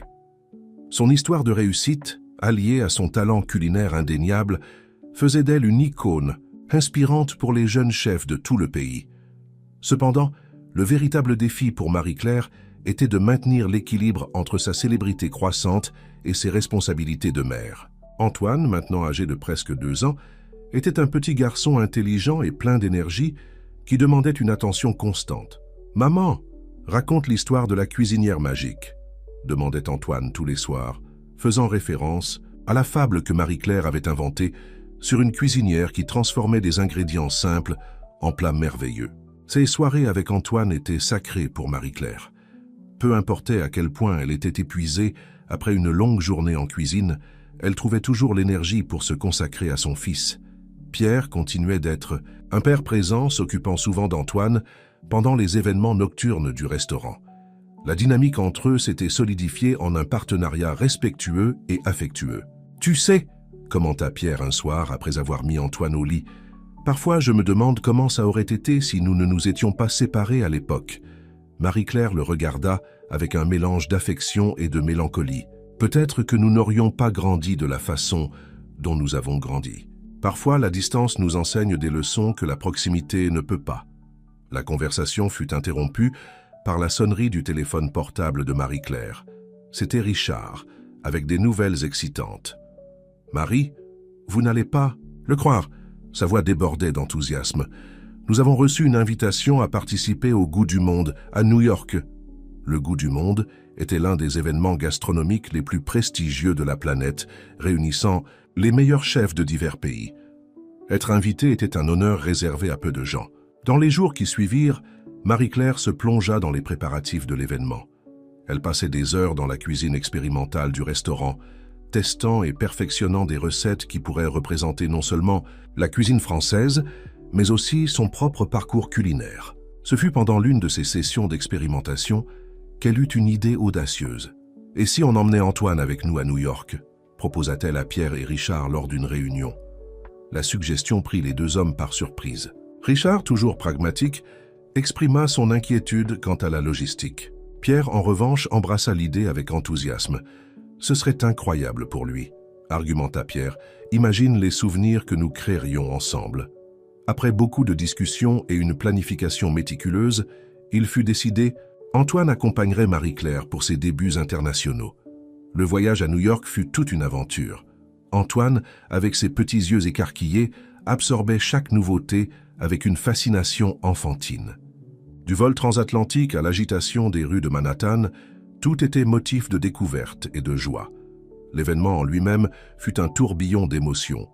Marie-Claire, représentant Racines & Ales, présenta un menu qui mélangeait des ingrédients typiquement français avec des techniques d'avant-garde. Son plat principal, une réinterprétation sophistiquée du cassoulet, conquit des palais exigeants et lui valut des éloges enthousiastes de la critique spécialisée. Mais le véritable moment magique se produisit en coulisses. Pendant une pause entre les présentations, Antoine échappa à la surveillance de Pierre et trouva son chemin jusqu'à la cuisine. Là, devant des chefs renommés et des caméras de télévision, le petit garçon saisit une cuillère en bois et commença à cuisiner dans une casserole vide, imitant les gestes qu'il avait si souvent vu sa mère faire. La scène, capturée par un photographe attentif, devint virale sur les réseaux sociaux. L'image du petit garçon déterminé, vêtu d'un minuscule tablier improvisé, aux côtés de sa mère souriante, devint le symbole non officiel de l'événement. De retour en France, Marie-Claire se retrouva face à une nouvelle réalité. Le succès international avait ouvert des portes qu'elle n'avait jamais imaginées. Des propositions pour des émissions de télévision, des livres de recettes et même une ligne d'ustensiles de cuisine à son nom commencèrent à affluer. Au milieu de toute cette agitation, un après-midi, elle reçut une visite inattendue au restaurant. Madame Girard, l'ancienne gouvernante du manoir des Beaumont, entra timidement dans Racines and Ale. « Ma petite, » dit la dame, les larmes aux yeux, « je suis venue demander pardon. J'aurais dû faire plus pour vous aider à l'époque. » Marie-Claire, émue, serra l'ancienne gouvernante dans ses bras. « Le passé est derrière nous, Madame Girard. L'important est que nous soyons ici maintenant. » Cette rencontre inattendue déclencha une profonde réflexion chez Marie-Claire. En regardant en arrière, vers le chemin qui l'avait menée jusqu'ici, elle réalisait que chaque défi, chaque obstacle, avait contribué à façonner la femme et la chef qu'elle était devenue. Ce soir-là, après avoir couché Antoine, Marie-Claire s'assit pour écrire. Les mots coulaient comme s'ils avaient leur propre vie. Avant qu'elle ne s'en rende compte, elle avait devant elle l'ébauche de ce qui allait devenir son premier livre, De la cuisine à la vie, recettes pour surmonter et grandir. Alors qu'elle fermait son ordinateur portable, son regard tomba sur une photo récente d'Antoine jouant dans la cuisine du restaurant. À côté, une ancienne photographie d'elle-même, encore adolescente, lors de son premier jour de travail au manoir des Beaumont. Le contraste entre les deux images la fit sourire. La vie, réfléchit Marie-Claire, était comme une recette complexe, parfois amère, parfois douce, mais toujours surprenante dans son résultat final. Le lancement du livre De la cuisine à la vie, recettes pour surmonter et grandir, fut un succès retentissant. Marie-Claire se vit embarquée dans une tournée nationale de dédicaces, partageant son histoire de réussite et inspirant des milliers de personnes. Le livre n'était pas seulement un recueil de recettes, mais un témoignage de résilience et de détermination. Pendant ce temps, Racines and Ales continuait à prospérer sous la supervision attentive de Richard. Le partenariat entre eux s'était solidifié en une amitié profonde et une synergie professionnelle enviable. Richard, avec son expérience des affaires, complétait parfaitement le talent culinaire et la vision créative de Marie-Claire. Ce fut lors d'un des événements de lancement du livre à Paris que Marie-Claire rencontra Gabriel, un charmant chef italien qui était en France pour une série d'ateliers gastronomiques. La connexion entre eux fut instantanée, tant sur le plan professionnel que personnel. « Votre approche de la cuisine est fascinante », commenta Gabriel, ses yeux brillants d'admiration. « La façon dont vous mêlez tradition et innovation est vraiment unique. » Marie-Claire rougit du compliment, sentant une étincelle qu'elle n'avait pas expérimentée depuis longtemps. Les deux passèrent des heures à discuter de techniques culinaires, de philosophie gastronomique et de leur parcours personnel en cuisine. Dans les mois qui suivirent, Gabriel devint une présence constante dans la vie de Marie-Claire. Il prolongea son séjour en France, collaborant à des événements spéciaux à Racines and Ales et apportant une touche de cuisine italienne au menu. Antoine, maintenant âgé de presque 3 ans, adorait Gabriel. Le chef italien avait un don spécial avec les enfants et impliquait souvent le petit dans des cours de cuisine improvisés, lui enseignant à faire des pâtes fraîches et des sauces simples. Pierre, observant la proximité croissante entre Marie-Claire et Gabriel, ressentit une pointe de jalousie. Bien que lui et Marie-Claire ne soient pas romantiquement impliqués, l'idée de la voir avec un autre homme éveillait des sentiments conflictuels. « Tu sembles heureuse », commenta Pierre un après-midi, après avoir récupéré Antoine d'une journée de jeu avec Gabriel. Marie-Claire sourit, une lueur spéciale dans les yeux. « Je le suis, Pierre. » Gabriel. « Il comprend mon monde d'une manière que peu de gens peuvent. » La conversation fut interrompue par un appel de Richard. Sa voix était chargée d'excitation. « Marie, préparez-vous !» Nous venons de recevoir une invitation pour ouvrir une succursale de Racines & Ales à Milan. » La nouvelle tomba comme une bombe. Une succursale internationale était un rêve que Marie-Claire osait à peine avoir, et maintenant, il devenait réalité. Les semaines suivantes furent un tourbillon de réunions, de planifications et de décisions difficiles. La perspective de passer de longues périodes en Italie était excitante, mais aussi effrayante. Qu'en serait-il d'Antoine? Et du restaurant original? Et de sa relation avec Gabriel, qui en était encore à ses débuts? Ce fut lors d'une conversation sincère avec Madame Louise que Marie-Claire trouva de la clarté. « Ma fille, » dit la sage dame, « la vie nous présente rarement des chemins faciles. Mais souviens-toi, tu as déjà surmonté tant d'obstacles. Celui-ci n'est qu'un ingrédient de plus dans la recette de ta vie. » Inspirée par les paroles de Madame Louise, Marie-Claire réunit Pierre, Richard et Gabriel pour une conversation franche. Ensemble, ils élaborèrent un plan ambitieux. Marie-Claire partagerait son temps entre la France et l'Italie, supervisant les 2 restaurants. Pierre assumerait plus de responsabilités dans les soins d'Antoine pendant les absences de Marie-Claire, avec l'aide de Madame Louise. Richard serait chargé de la gestion générale des affaires, tant en France qu'en Italie. Gabriel, fort de son expérience sur le marché italien, agirait comme consultant pour l'ouverture de la succursale à Milan. « Ce ne sera pas facile, » admit Marie-Claire, regardant les 3 hommes qui jouaient des rôles si importants dans sa vie. « Mais s'il y a une chose que j'ai apprise, c'est qu'avec les bonnes personnes à nos côtés, nous pouvons réaliser l'impossible. » L'inauguration de Racines & Ales Milano fut un événement glamour qui attira le gratin de la société italienne et des critiques gastronomiques de toute l'Europe. Marie-Claire, radieuse dans une robe qui mélangeait des éléments de la mode française et italienne, présenta un menu qui était une célébration de la rencontre entre les 2 cultures culinaires. Le plat principal, un risotto au fromage de chèvre et aux herbes de Provence, symbolisait parfaitement la fusion que Marie-Claire cherchait à créer, audacieuse, inattendue, mais harmonieuse à chaque bouchée. Tandis qu'elle observait la salle bondée, avec Antoine dormant paisiblement dans ses bras, il avait insisté pour rester éveillé pour la fête de maman, mais avait succombé au sommeil juste après le dessert. Marie-Claire ressentit une vague de gratitude et d'accomplissement. Son regard parcourut la salle, s'arrêtant sur chaque personne qui avait contribué à son parcours. Richard, conversant avec animation avec des investisseurs, Pierre, charmant dans son costume, enchantant, un groupe de mondaines avec des histoires sur la France, Gabriel, supervisant les derniers détails en cuisine, et même les parents de Pierre, qui avaient fait la paix avec la situation et avaient voyagé jusqu'en Italie pour soutenir l'inauguration. À ce moment-là, Marie-Claire comprit que sa vie, tout comme sa cuisine, était une constante expérimentation. Certains ingrédients allaient et venaient, mais l'important était de maintenir l'équilibre et la saveur. Alors qu'elle se préparait à faire son discours d'inauguration, Marie-Claire sourit pour elle-même. L'avenir était incertain, plein de défis et de possibilités, mais elle était prête à le savourer, une bouchée à la fois.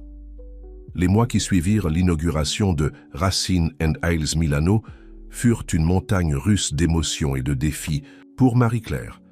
Se partager entre 2 pays, gérer 2 restaurants et par-dessus tout, être mère à plein temps, s'avérait être une tâche herculéenne. Antoine, maintenant âgé de 4 ans, se montrait de plus en plus curieux et avide d'attention. Ses voyages fréquents entre la France et l'Italie avaient fait de lui un petit citoyen du monde, parlant couramment le français et l'italien, avec un accent adorable qui mélangeait les 2 langues. « Mama, oggi facciamo gnocchi ?» demandait-il, dans un mélange charmant de français et d'italien, impatient d'aider en cuisine. Marie-Claire faisait de son mieux pour transformer chaque moment avec son fils en une aventure culinaire. Ensemble, ils exploraient les marchés locaux, expérimentaient de nouveaux ingrédients et créaient des recettes amusantes. Ces expériences ne renforçaient pas seulement le lien entre mère et fils, mais alimentaient également la créativité de Marie-Claire dans la cuisine professionnelle. La distance, cependant, avait son prix. Il y avait des jours où le poids des responsabilités semblait écraser Marie-Claire. Ce fut lors d'un de ces moments de doute qu'elle reçut un appel inattendu de Madame Louise. « Ma fille !» La voix réconfortante de la dame résonna au téléphone. « Souviens-toi que même le meilleur pain a besoin de temps pour lever. Ne te mets pas trop la pression. » Ces mots servirent de rappel à Marie-Claire qu'il était nécessaire de trouver un équilibre. Avec l'aide de Richard, elle mit en place un système de gestion plus efficace, déléguant davantage de responsabilités et créant une routine qui lui permettait de passer des périodes plus longues et ininterrompues, tant en France qu'en Italie. Pendant ce temps, sa relation avec Gabriel s'épanouissait malgré les défis de la distance. Il était devenu non seulement un partenaire romantique, mais un véritable compagnon en cuisine et dans la vie. Ses visites en France étaient attendues avec impatience non seulement par Marie-Claire, mais aussi par Antoine, qui adorait les cours de cuisine italienne de tonton Gabi. Pierre, quant à lui, se montrait un père de plus en plus présent et mature. Lui et Marie-Claire avaient trouvé un rythme confortable de coparentalité, et leur amitié se renforçait chaque jour. Étonnamment, Pierre et Gabriel avaient développé une camaraderie inattendue, unie par l'amour qu'ils portaient tous deux à Antoine. Ce fut lors d'un dîner en famille, au Racines and Ales original, avec Pierre, Gabriel, Richard, Madame Louise et même les parents de Pierre présents, que Marie-Claire eut une épiphanie. « Et si on élargissait le concept du restaurant ?» proposa-t-elle, ses yeux brillant de l'excitation d'une nouvelle idée. Pas seulement géographiquement, mais en termes d'impact social. Dans les jours qui suivirent, Marie-Claire travailla sans relâche sur un nouveau projet, une école de gastronomie destinée aux jeunes des communautés défavorisées. L'idée était d'offrir une formation professionnelle de haute qualité, combinant techniques culinaires avec éducation financière et entrepreneuriat. « Je veux donner à d'autres jeunes les opportunités que j'ai eues », expliqua-t-elle lors d'une réunion avec des investisseurs potentiels.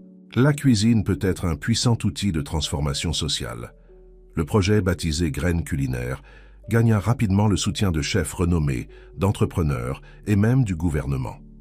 Marie-Claire se vit plongée dans une nouvelle mission, équilibrant ses responsabilités dans les restaurants avec le développement de l'école.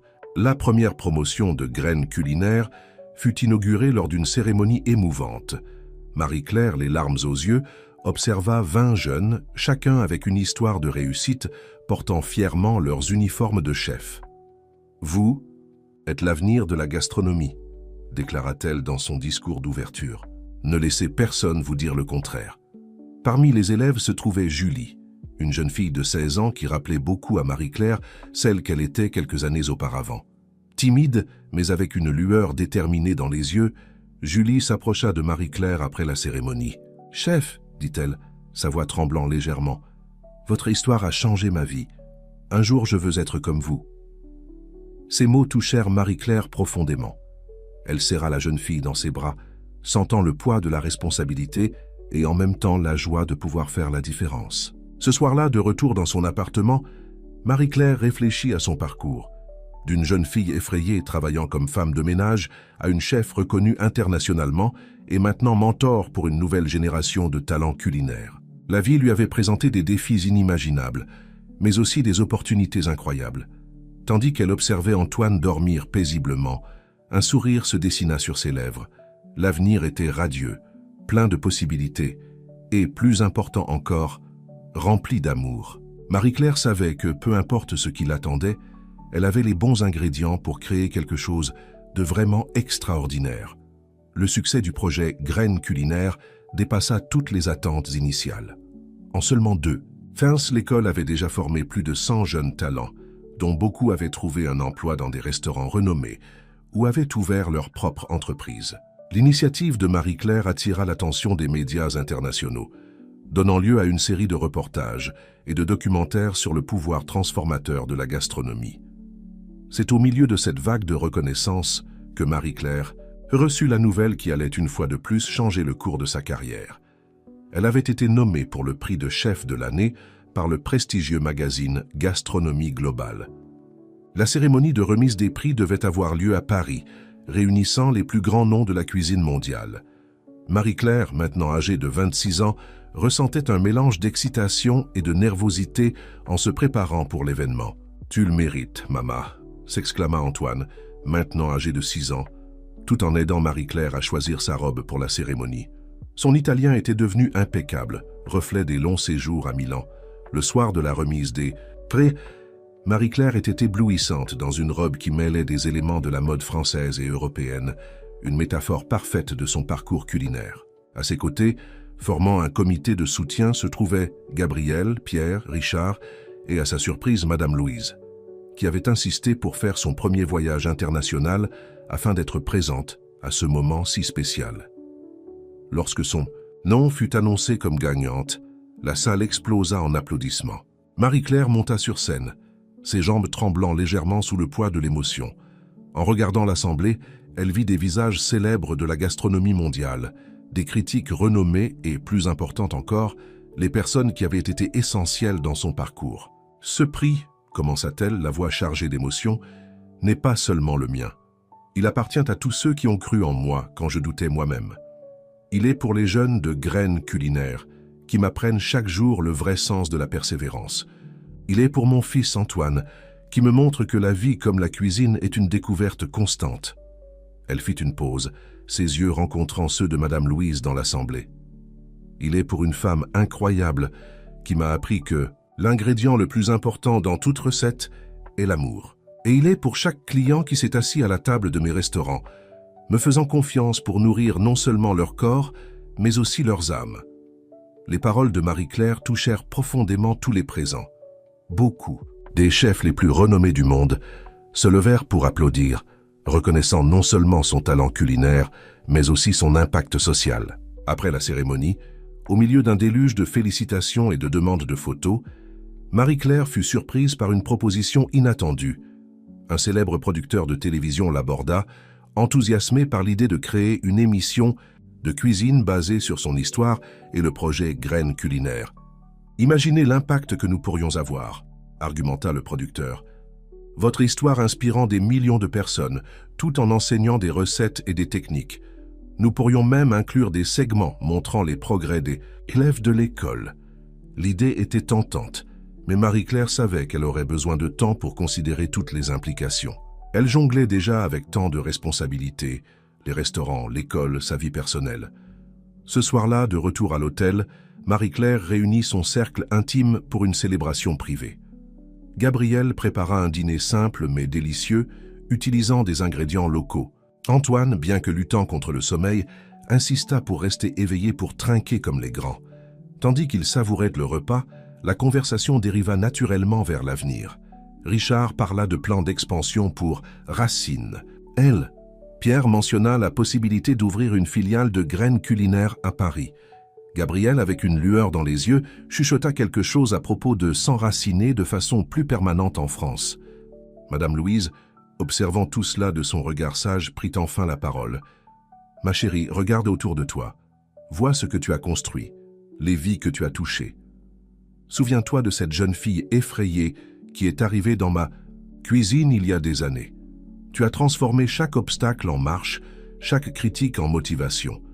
Quoi que tu décides de faire ensuite, je sais que ce sera extraordinaire. » Les paroles de Madame Louise résonnèrent profondément en Marie-Claire. Regardant les personnes réunies autour d'elle, son fils, le père de son fils, son compagnon, son mentor en affaires et sa seconde mère, elle ressentit une vague de gratitude et de clarté. L'avenir, avec toutes ses possibilités et ses défis, s'étendait devant elle comme un menu infini de possibilités. Et Marie-Claire savait qu'avec les bons ingrédients, amour, dévouement et une pincée d'audace, elle pourrait créer quelque chose de vraiment mémorable.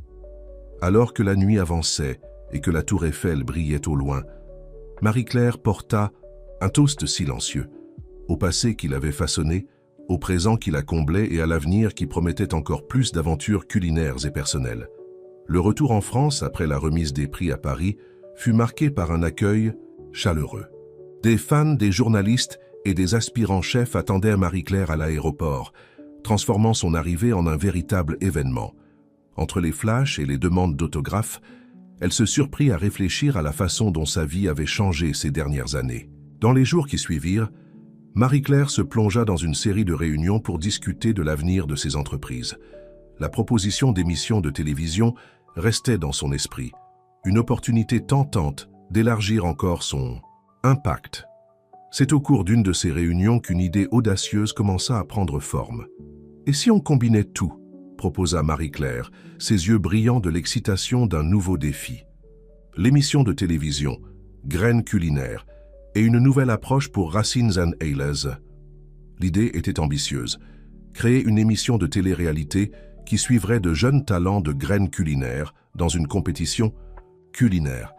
Le vainqueur gagnerait l'opportunité de travailler à Racines & Ale et d'ouvrir son propre food truck parrainé par l'émission. Ce n'est pas seulement du divertissement, expliqua Marie-Claire à l'équipe de production. C'est une vraie chance de changer des vies et d'inspirer une nouvelle génération de chefs. Le concept fut accueilli avec enthousiasme et bientôt les préparatifs pour l'émission intitulée « Saveurs de demain » battaient leur plein. Marie-Claire se retrouva immergée dans un nouveau monde de caméras, de scénarios et de défis culinaires. Pendant ce temps, sa vie personnelle connaissait également des transformations significatives. Gabriel, tenant sa promesse de s'enraciner en France, proposa qu'ils vivent ensemble. La décision ne fut pas facile, compte tenu de la dynamique familiale déjà établie avec Pierre et Antoine, mais avec un dialogue ouvert et un respect mutuel, ils trouvèrent un arrangement qui fonctionnait pour tous. Antoine, maintenant âgé, de 7 ans, était plus qu'enthousiaste à l'idée de ces nouveautés. « Je peux être juge dans l'émission, maman ?» demandait-il, faisant rire Marie-Claire avec ses imitations de critiques gastronomiques. Les enregistrements de Saveurs de demain commencèrent, apportant une énergie renouvelée à Graines culinaires. Les participants, des jeunes de différentes régions de France, apportèrent des histoires de réussite et une passion contagieuse pour la cuisine. Marie-Claire se sentit profondément touchée par les parcours des concurrents. Il y avait Lucie, une jeune fille de 18 ans d'une banlieue de Paris, dont le talent pour les plats végétaliens surprenait tout le monde. Charles, un jeune homme de 20 ans du sud de la France, mélangeait des techniques modernes avec des recettes traditionnelles de sa grand-mère.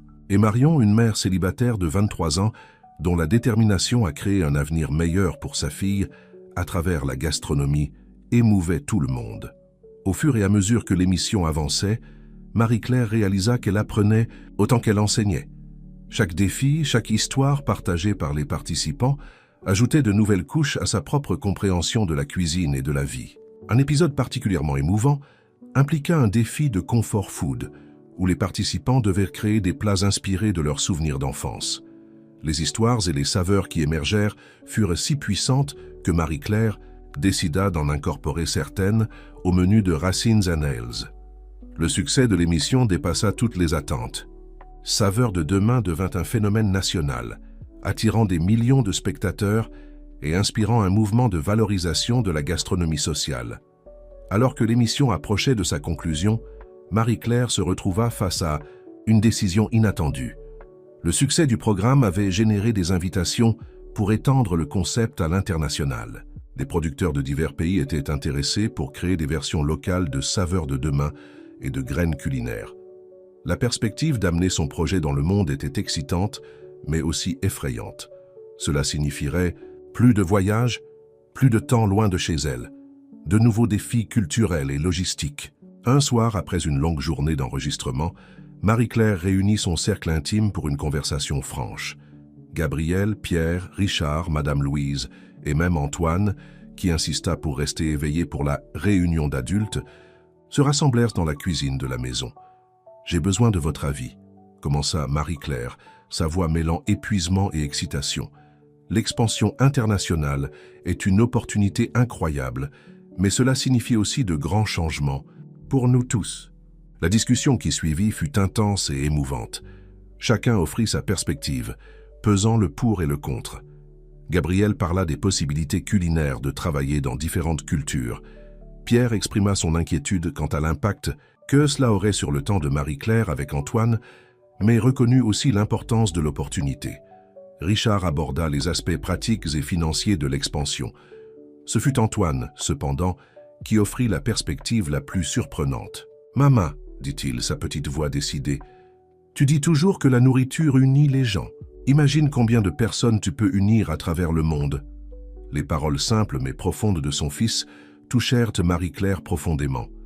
Elle regarda autour de la table, vers les personnes qui formaient son socle, et ressentit une vague de gratitude et de courage. « Faisons-le, annonça-t-elle finalement. Mais faisons-le à notre manière, ensemble. » Cette nuit-là, alors que le reste de la maison dormait, Marie-Claire resta éveillée, son esprit bouillonnant d'idées. L'avenir s'ouvrait devant elle comme un vaste menu de possibilités, rempli de nouvelles saveurs à explorer et de vies à transformer. Avec un sourire, elle commença à esquisser des plans pour la prochaine grande aventure. Le monde attendait, et Marie-Claire était prête à le servir avec tout l'amour, la créativité et la passion qu'elle avait cultivées tout au long de son extraordinaire parcours. Les mois qui suivirent la décision d'expansion internationale furent un tourbillon d'activités pour Marie-Claire et son équipe. Le défi d'adapter Saveurs de demain et graines culinaires à différentes cultures et réalités socio-économiques était monumental, mais aussi incroyablement stimulant. La première étape du voyage global fut le Maroc. Marie-Claire, accompagnée de Gabriel et d'une petite équipe de France, arriva à Marrakech, déterminée à comprendre profondément la riche tradition culinaire locale avant de mettre en œuvre le programme. « Nous ne pouvons pas simplement répliquer ce que nous avons fait en France », expliqua-t-elle lors d'une réunion avec des producteurs locaux. « Nous devons honorer la culture et les traditions marocaines en les incorporant de manière organique à notre concept. » Les journées étaient longues et intenses. Marie-Claire se plongea corps et âme dans la scène gastronomique marocaine, visitant aussi bien des restaurants renommés que d'humbles étals de rue. Chaque saveur, chaque technique, chaque histoire derrière les plats traditionnels était absorbée avec enthousiasme et respect. Ce fut lors d'une visite à un marché local que Marie-Claire fit une rencontre qui allait changer sa perspective. Madame Fatima, une dame de 70 ans, qui vendait des épices et des condiments traditionnels, partagea avec elle des recettes qui s'étaient transmises de génération en génération dans sa famille.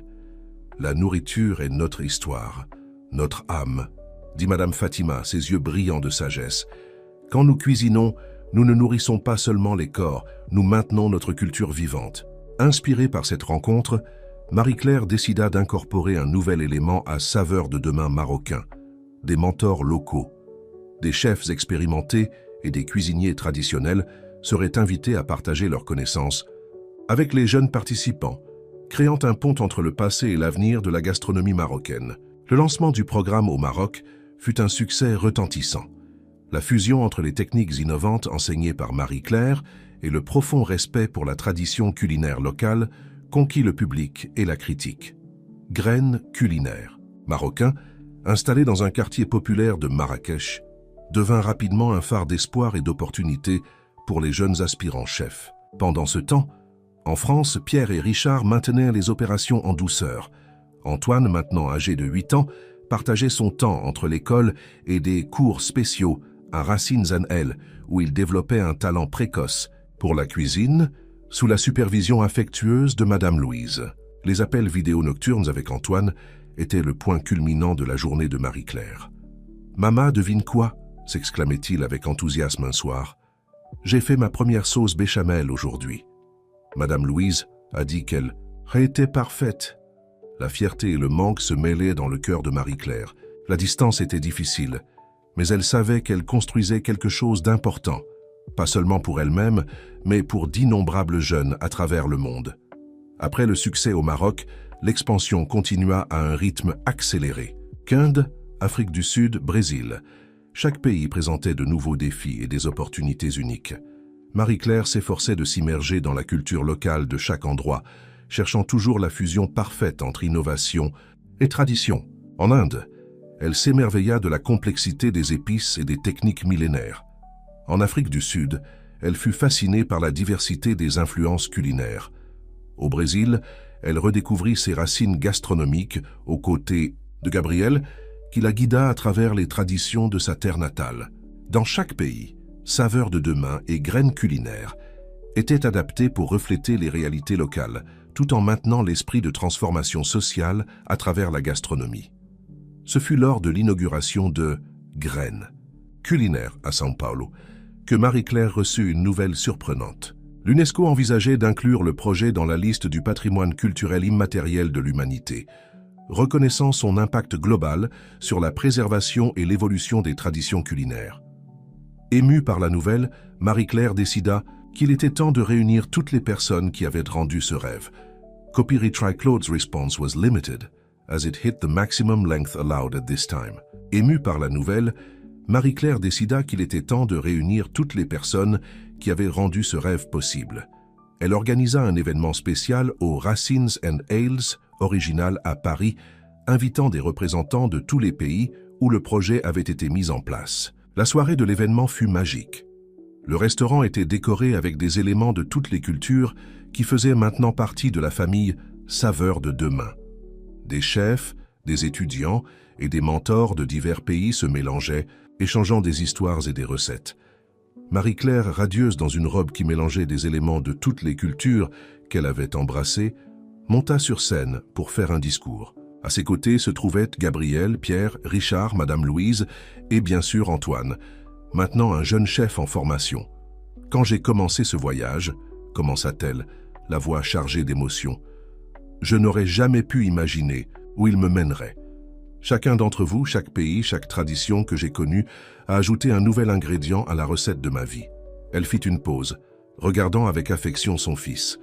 « Antoine m'a appris que l'amour est l'assaisonnement le plus important dans n'importe quel plat, et c'est avec amour que nous continuerons à répandre ce message à travers le monde.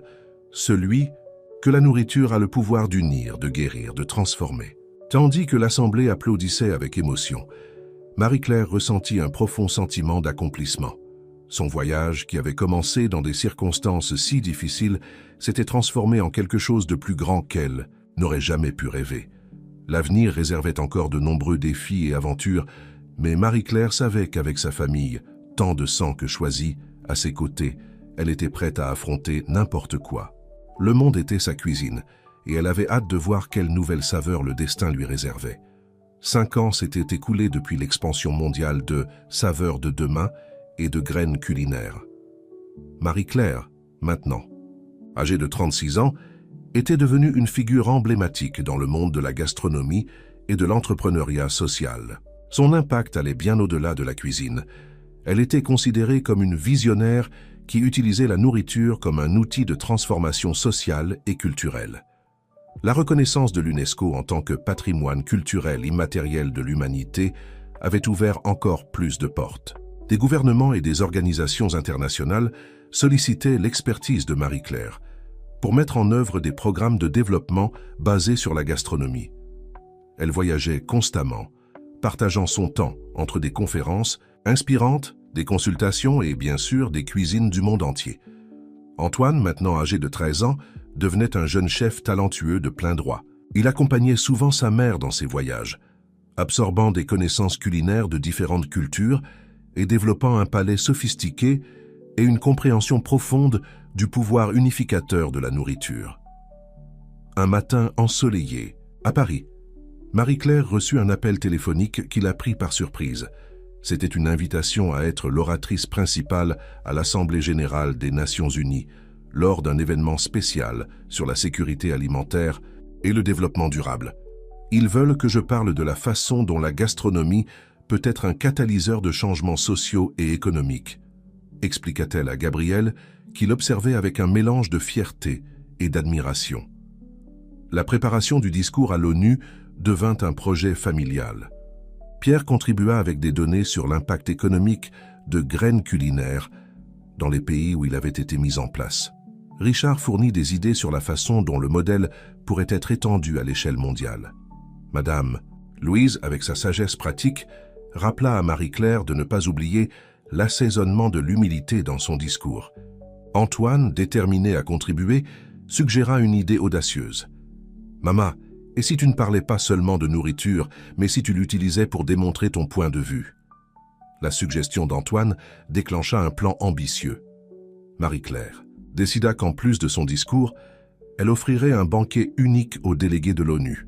Chaque plat serait une fusion d'ingrédients et de techniques de différents pays où Saveurs de Demain avait eu un impact, symbolisant comment la nourriture pouvait unir les cultures et promouvoir la compréhension mutuelle. Dans les semaines précédant l'événement, la cuisine de Racines and Ales se transforma en un laboratoire culinaire mondial. Des chefs de divers pays qui avaient participé au programme de Marie-Claire vinrent à Paris pour collaborer au menu. L'air était rempli d'arômes exotiques et du son de différentes langues, tous unis par le langage universel de la cuisine.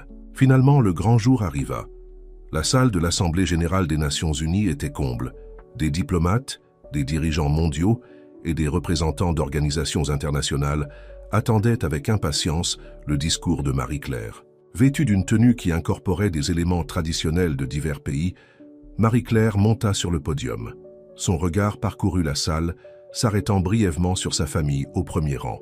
Gabriel, Pierre, Antoine, Richard et Madame Louise, tous rayonnant de fierté. « Illustres délégués, dirigeants mondiaux », commença-t-elle, sa voix ferme et passionnée. « Je suis ici aujourd'hui non seulement en tant que chef, mais en tant que quelqu'un qui a été témoin du pouvoir transformateur de la nourriture. La gastronomie ne consiste pas seulement à nourrir les corps, il s'agit de nourrir les rêves, de cultiver des communautés et de semer le changement. » Elle partagea des histoires émouvantes de jeunes dont les vies avaient été transformées à bas graines culinaires, d'une jeune fille d'un bidonville de Rio qui était maintenant chef exécutif dans un restaurant étoilé, à un jeune homme d'un village en Inde qui avait révolutionné l'agriculture locale avec des techniques culinaires durables. Chaque plat que nous préparons, poursuivit Marie-Claire, est une opportunité d'honorer le passé, de célébrer le présent et de façonner l'avenir. La nourriture a le pouvoir d'abattre les barrières, de créer des ponts entre les cultures, de nourrir non seulement nos corps, mais nos âmes. À la fin de son discours, Marie-Claire fit une invitation surprenante. Maintenant, j'aimerais vous convier à un banquet très spécial, un banquet qui non seulement nous nourrira, mais qui nous rappellera notre humanité partagée et notre potentiel collectif pour créer un monde plus juste et durable. Le banquet qui suivit fut une expérience sensorielle et émotionnelle sans précédent. Chaque plat racontait une histoire de transformation, chaque saveur était un témoignage du pouvoir unificateur de la nourriture. Des délégués de pays, historiquement en conflit, se retrouvèrent à partager des repas et des histoires, trouvant un terrain d'entente à travers la gastronomie. En observant la scène, Marie-Claire ressentit un profond sentiment d'accomplissement. Son parcours, qui avait commencé dans des circonstances si modestes, s'était transformé en un mouvement mondial de changement positif. Ce soir-là, de retour, à l'hôtel, Marie-Claire réunit sa famille pour une célébration intime. Tout en savourant un repas simple préparé par Antoine, elle regarda chaque visage aimé autour d'elle. « Vous êtes les véritables ingrédients de mon bonheur », dit-elle, levant son verre. « Chacun d'entre vous a ajouté une saveur unique à la recette de ma vie. » Gabriel l'embrassa affectueusement. Pierre sourit avec une fierté paternelle. Richard leva son verre dans un toast silencieux. Madame Louise essuya une larme de bonheur. Et Antoine, les yeux brillants d'admiration, dit « Un jour, maman, je continuerai ton héritage. » Marie-Claire sourit, son cœur débordant de gratitude et d'amour. « Il y a 26 ans, commença-t-elle, sa voix chargée d'émotion.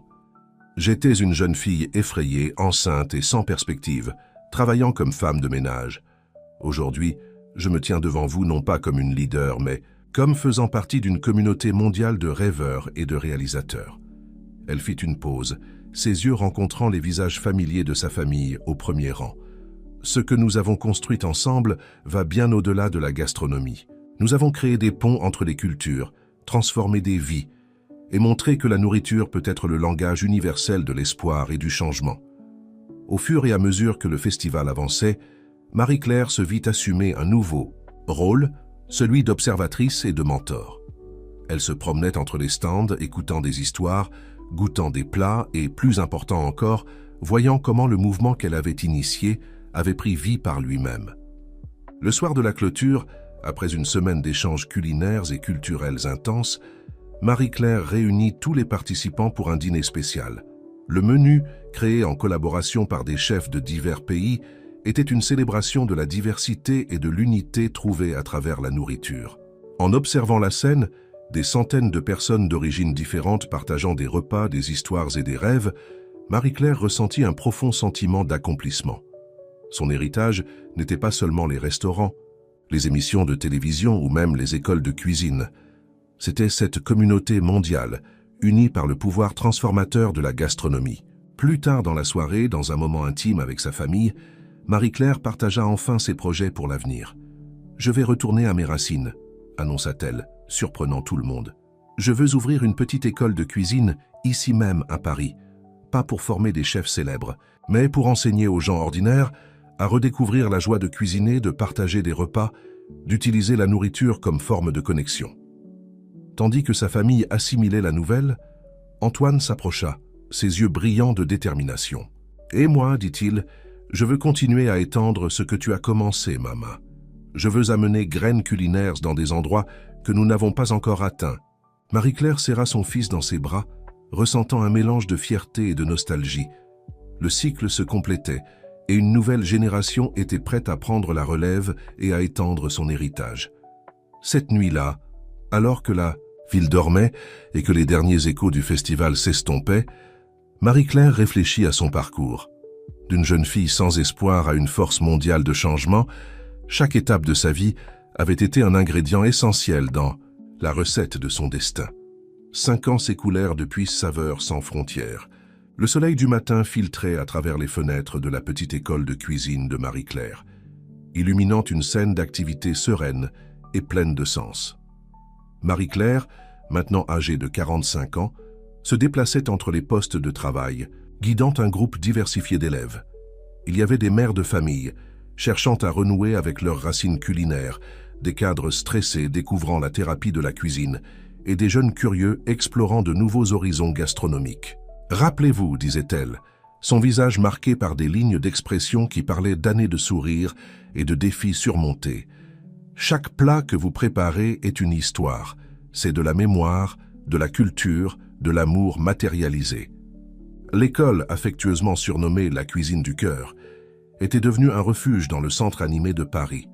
Ici, Marie-Claire avait redécouvert la joie des petites victoires quotidiennes, l'éclat dans les yeux d'un élève maîtrisant une technique, l'émotion de quelqu'un recréant un plat de son enfance. Alors qu'elle guidait une élève dans l'art de faire des pâtes maison, Marie-Claire fut interrompue par la sonnerie de son téléphone portable. C'était un appel vidéo d'Antoine, maintenant âgé de 22 ans. « Maman !» s'exclama-t-il, son visage radieux remplissant l'écran.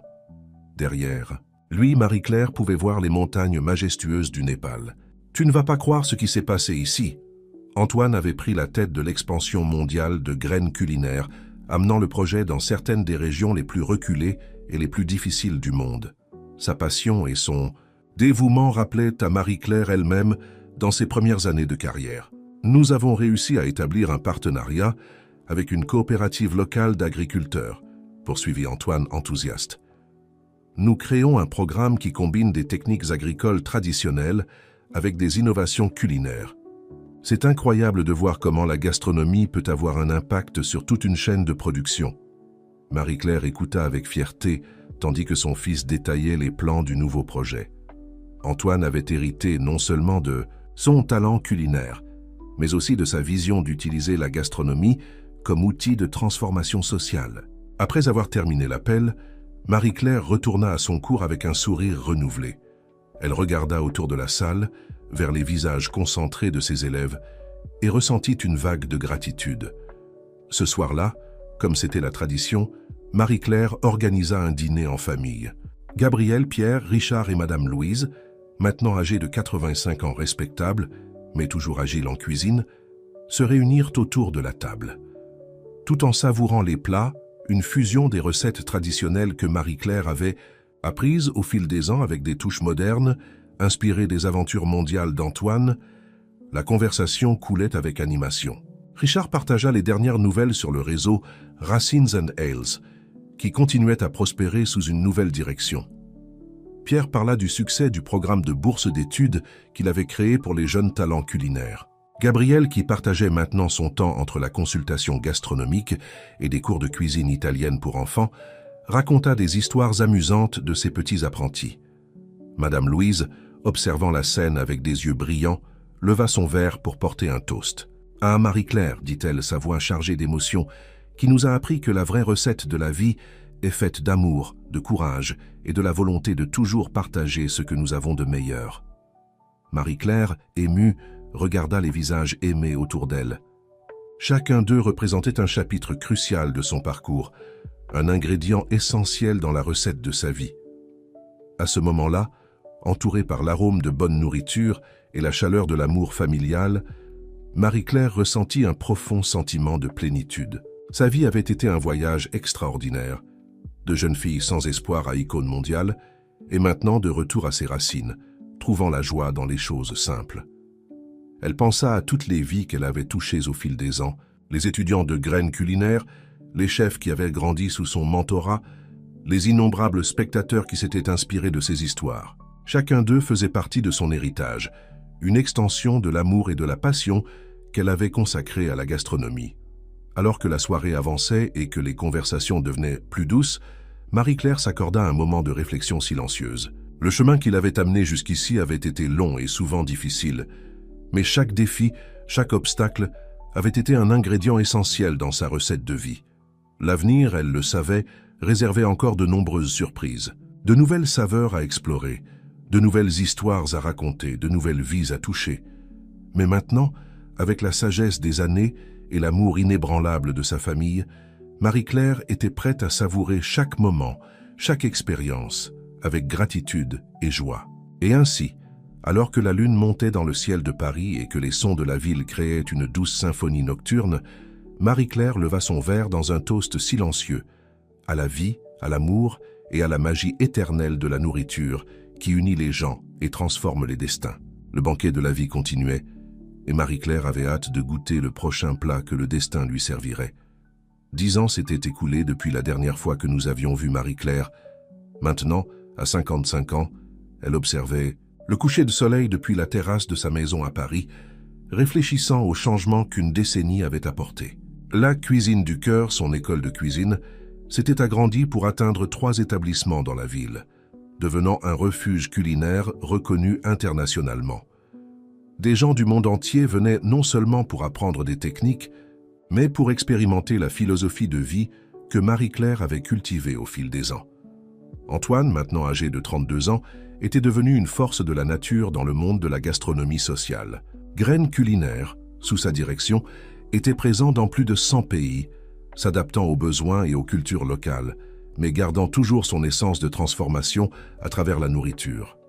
Cet après-midi-là, Marie-Claire attendait avec impatience une visite spéciale. Antoine rentrait d'un long voyage en Afrique où il avait établi de nouveaux centres graines culinaires, dans des régions touchées par des conflits et l'insécurité alimentaire. Le bruit d'une voiture qui se garait fit accélérer le cœur de Marie-Claire. Quelques instants plus tard, Antoine entra, son visage bronzé et ses yeux brillants de l'énergie de quelqu'un qui avait trouvé son but dans la vie. « Mama !»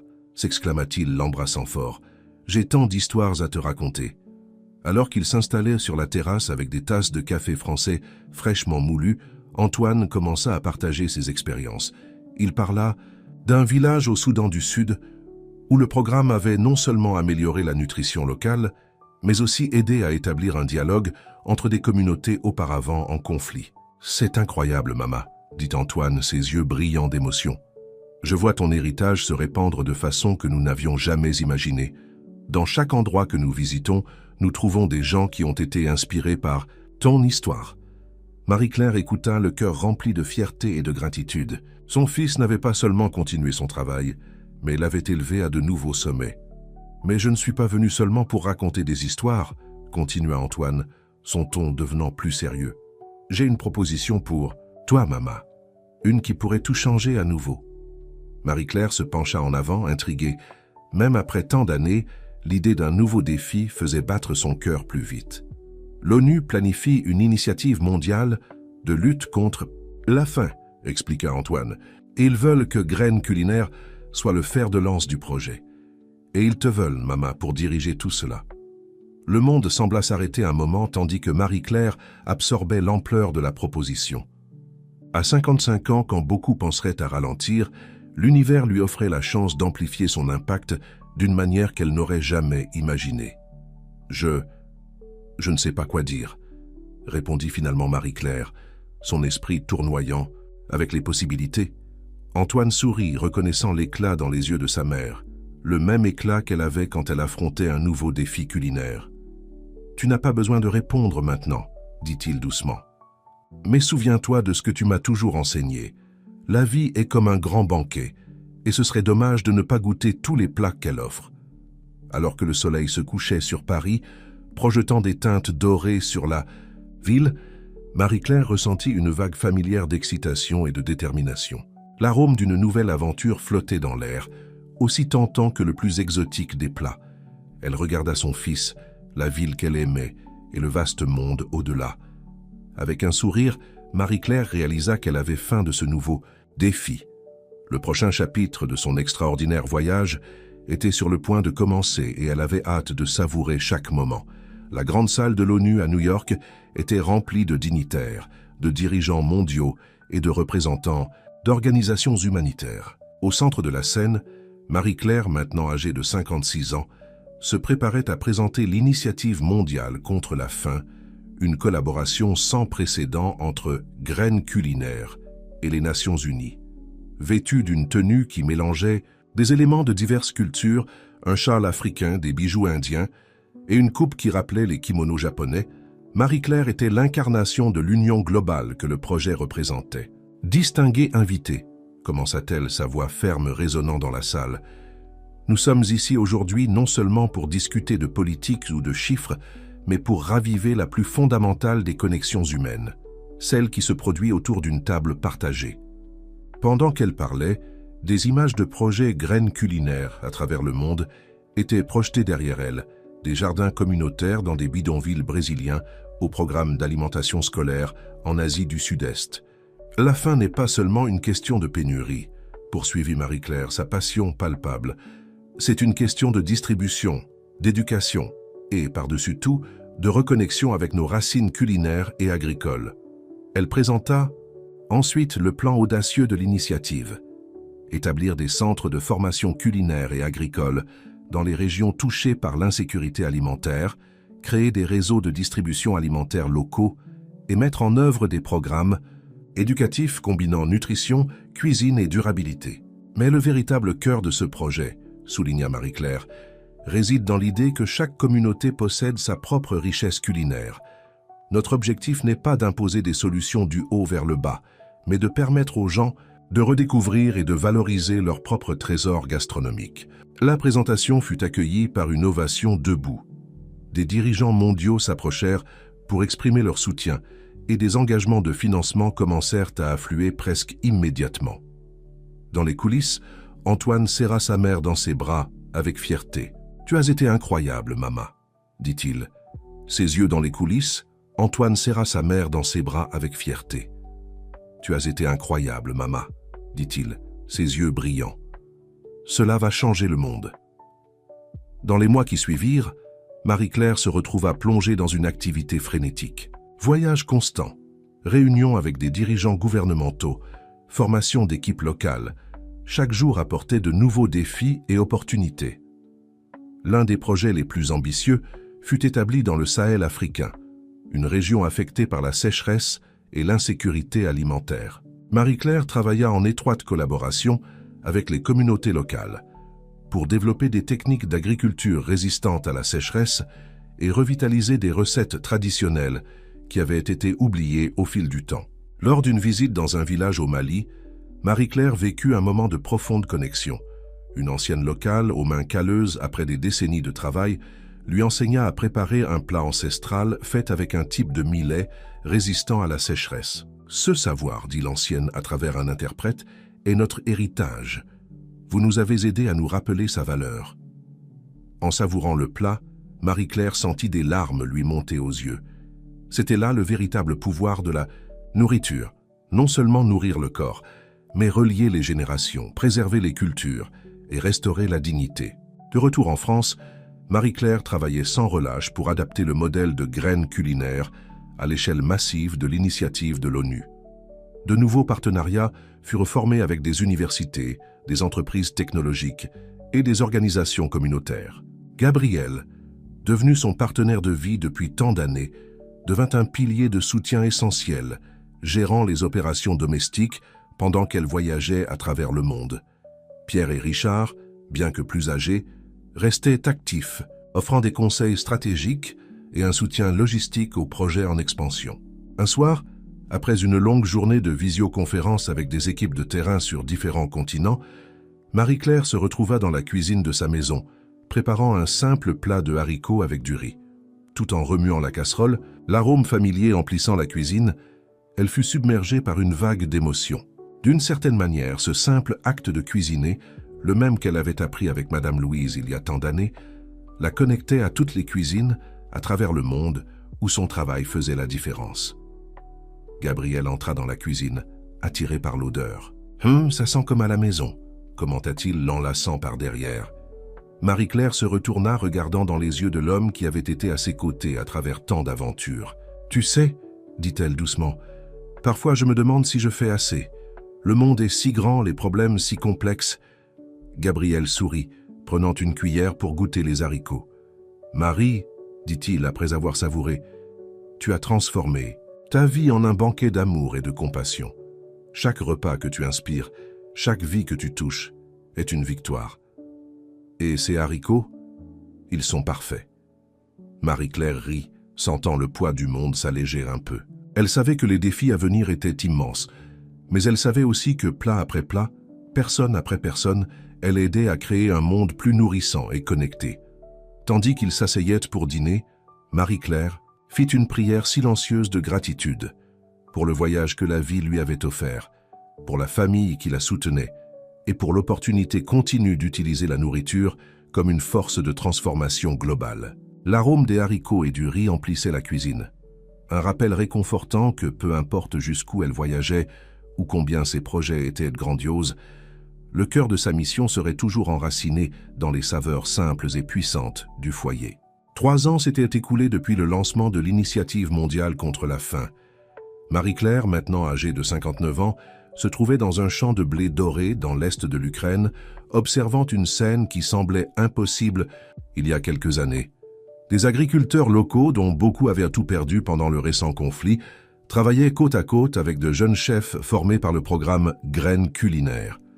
Ensemble, ils ne se contentaient pas de cultiver des aliments, mais revitalisaient également des traditions culinaires presque oubliées et créaient de nouvelles recettes qui combinaient des techniques modernes avec des ingrédients ancestraux. « Regardez, Marie », dit Olena, une agricultrice locale d'âge moyen, lui offrant un morceau de pain fraîchement cuit. « Celui-ci est fait avec le blé que nous avons planté et une technique de fermentation que votre programme nous a enseignée. C'est le goût de l'espoir. » Marie-Claire mordit dans le pain, sentant la croûte croustillante et la mie moelleuse. Le goût était complexe. Des notes de noix, une touche d'acidité due à la fermentation et quelque chose de plus profond, presque indescriptible. C'était le goût de la résilience, de la communauté reconstruite. En marchant dans le champ, Marie-Claire réfléchissait à l'impact global de l'initiative. En seulement 3 ans, le programme avait établi une présence dans plus de 70 pays, s'adaptant aux besoins et aux cultures locales, mais maintenant toujours son noyau, utiliser la nourriture comme outil de transformation sociale et économique. En Asie du Sud-Est, d'anciennes rizières abandonnées avaient été revitalisées, avec des techniques agricoles durables. En Amérique latine, des coopératives de petits producteurs révolutionnaient les chaînes d'approvisionnement locales. En Afrique subsaharienne, des programmes d'alimentation scolaire combattaient non seulement la malnutrition, mais préservaient aussi des traditions culinaires menacées. Le succès du programme avait dépassé même les attentes les plus optimistes de l'ONU. Des études préliminaires indiquaient une réduction significative des taux de faim et de malnutrition dans les régions desservies, ainsi qu'un impact positif sur l'économie locale et la cohésion sociale. Mais pour Marie-Claire, les chiffres n'étaient qu'une partie de l'histoire. Ce qui l'émouvait vraiment, c'étaient les histoires individuelles. L'éclat dans les yeux d'un enfant goûtant un repas nutritif pour la première fois, la fierté d'un agriculteur voyant sa récolte prospérer, la joie d'une communauté réunie autour d'un repas partagé. De retour dans sa chambre d'hôtel ce soir-là, Marie-Claire eut un appel vidéo avec Antoine, qui coordonnait les opérations en Amérique du Sud. « Maman, tu ne vas pas le croire !» s'exclama-t-il, peinant à contenir son enthousiasme. « Nous venons de recevoir les résultats de l'étude d'impact au Brésil. Le programme n'a pas seulement réduit la faim, mais il a aussi un effet cascade sur l'éducation et la santé publique. » Marie-Claire sourit, ressentant une vague de fierté et de gratitude. « C'est incroyable, mon fils. Parfois, je me demande encore comment nous en sommes arrivés là. » Antoine rit. « Eh bien, tout a commencé avec une jeune femme déterminée à prouver sa valeur dans une cuisine, il y a de nombreuses années, n'est-ce pas ?» Les paroles de son fils la firent réfléchir à son parcours. D'aide ménagère à leader d'une initiative mondiale. Chaque étape, chaque défi, chaque victoire avait été un ingrédient essentiel dans la recette de sa vie. Ce soir-là, avant de dormir, Marie-Claire prit son journal, une habitude qu'elle conservait depuis des décennies. Tout en écrivant sur les événements de la journée, une idée commença à se former dans son esprit. Il était temps de partager son histoire de manière plus large, non par vanité, mais comme un moyen d'inspirer d'autres personnes à voir le pouvoir transformateur de la nourriture et de la communauté. Elle commença à esquisser le plan d'un livre, pas seulement un livre de recettes ou une autobiographie, mais un mélange des deux. Un ouvrage qui entrelacerait son parcours personnel avec les histoires des communautés qu'elle avait touchées à travers le monde, ponctué de recettes qui symbolisaient chaque étape de ce voyage extraordinaire. Tandis que les idées coulaient, Marie-Claire ressentit un sentiment renouvelé de détermination. À 59 ans, loin de penser à prendre sa retraite, elle s'embarquait dans une nouvelle aventure créative. Le livre serait plus qu'un récit de sa vie. Ce serait un témoignage du pouvoir universel de la nourriture, pour nourrir non seulement les corps mais les âmes, pour construire des ponts entre les cultures, pour guérir de vieilles blessures et semer l'espoir pour l'avenir. Avec un sourire, elle intitula le premier chapitre « De la cuisine au monde, une recette de transformation ». Tandis que la nuit avançait en Ukraine et que l'arôme du pain fraîchement cuit flottait encore dans ses souvenirs, Marie-Claire s'endormit avec un sentiment de profonde gratitude et d'anticipation. Le prochain chapitre de sa vie ne faisait que commencer et elle avait hâte de voir quelles nouvelles saveurs et histoires il apporterait.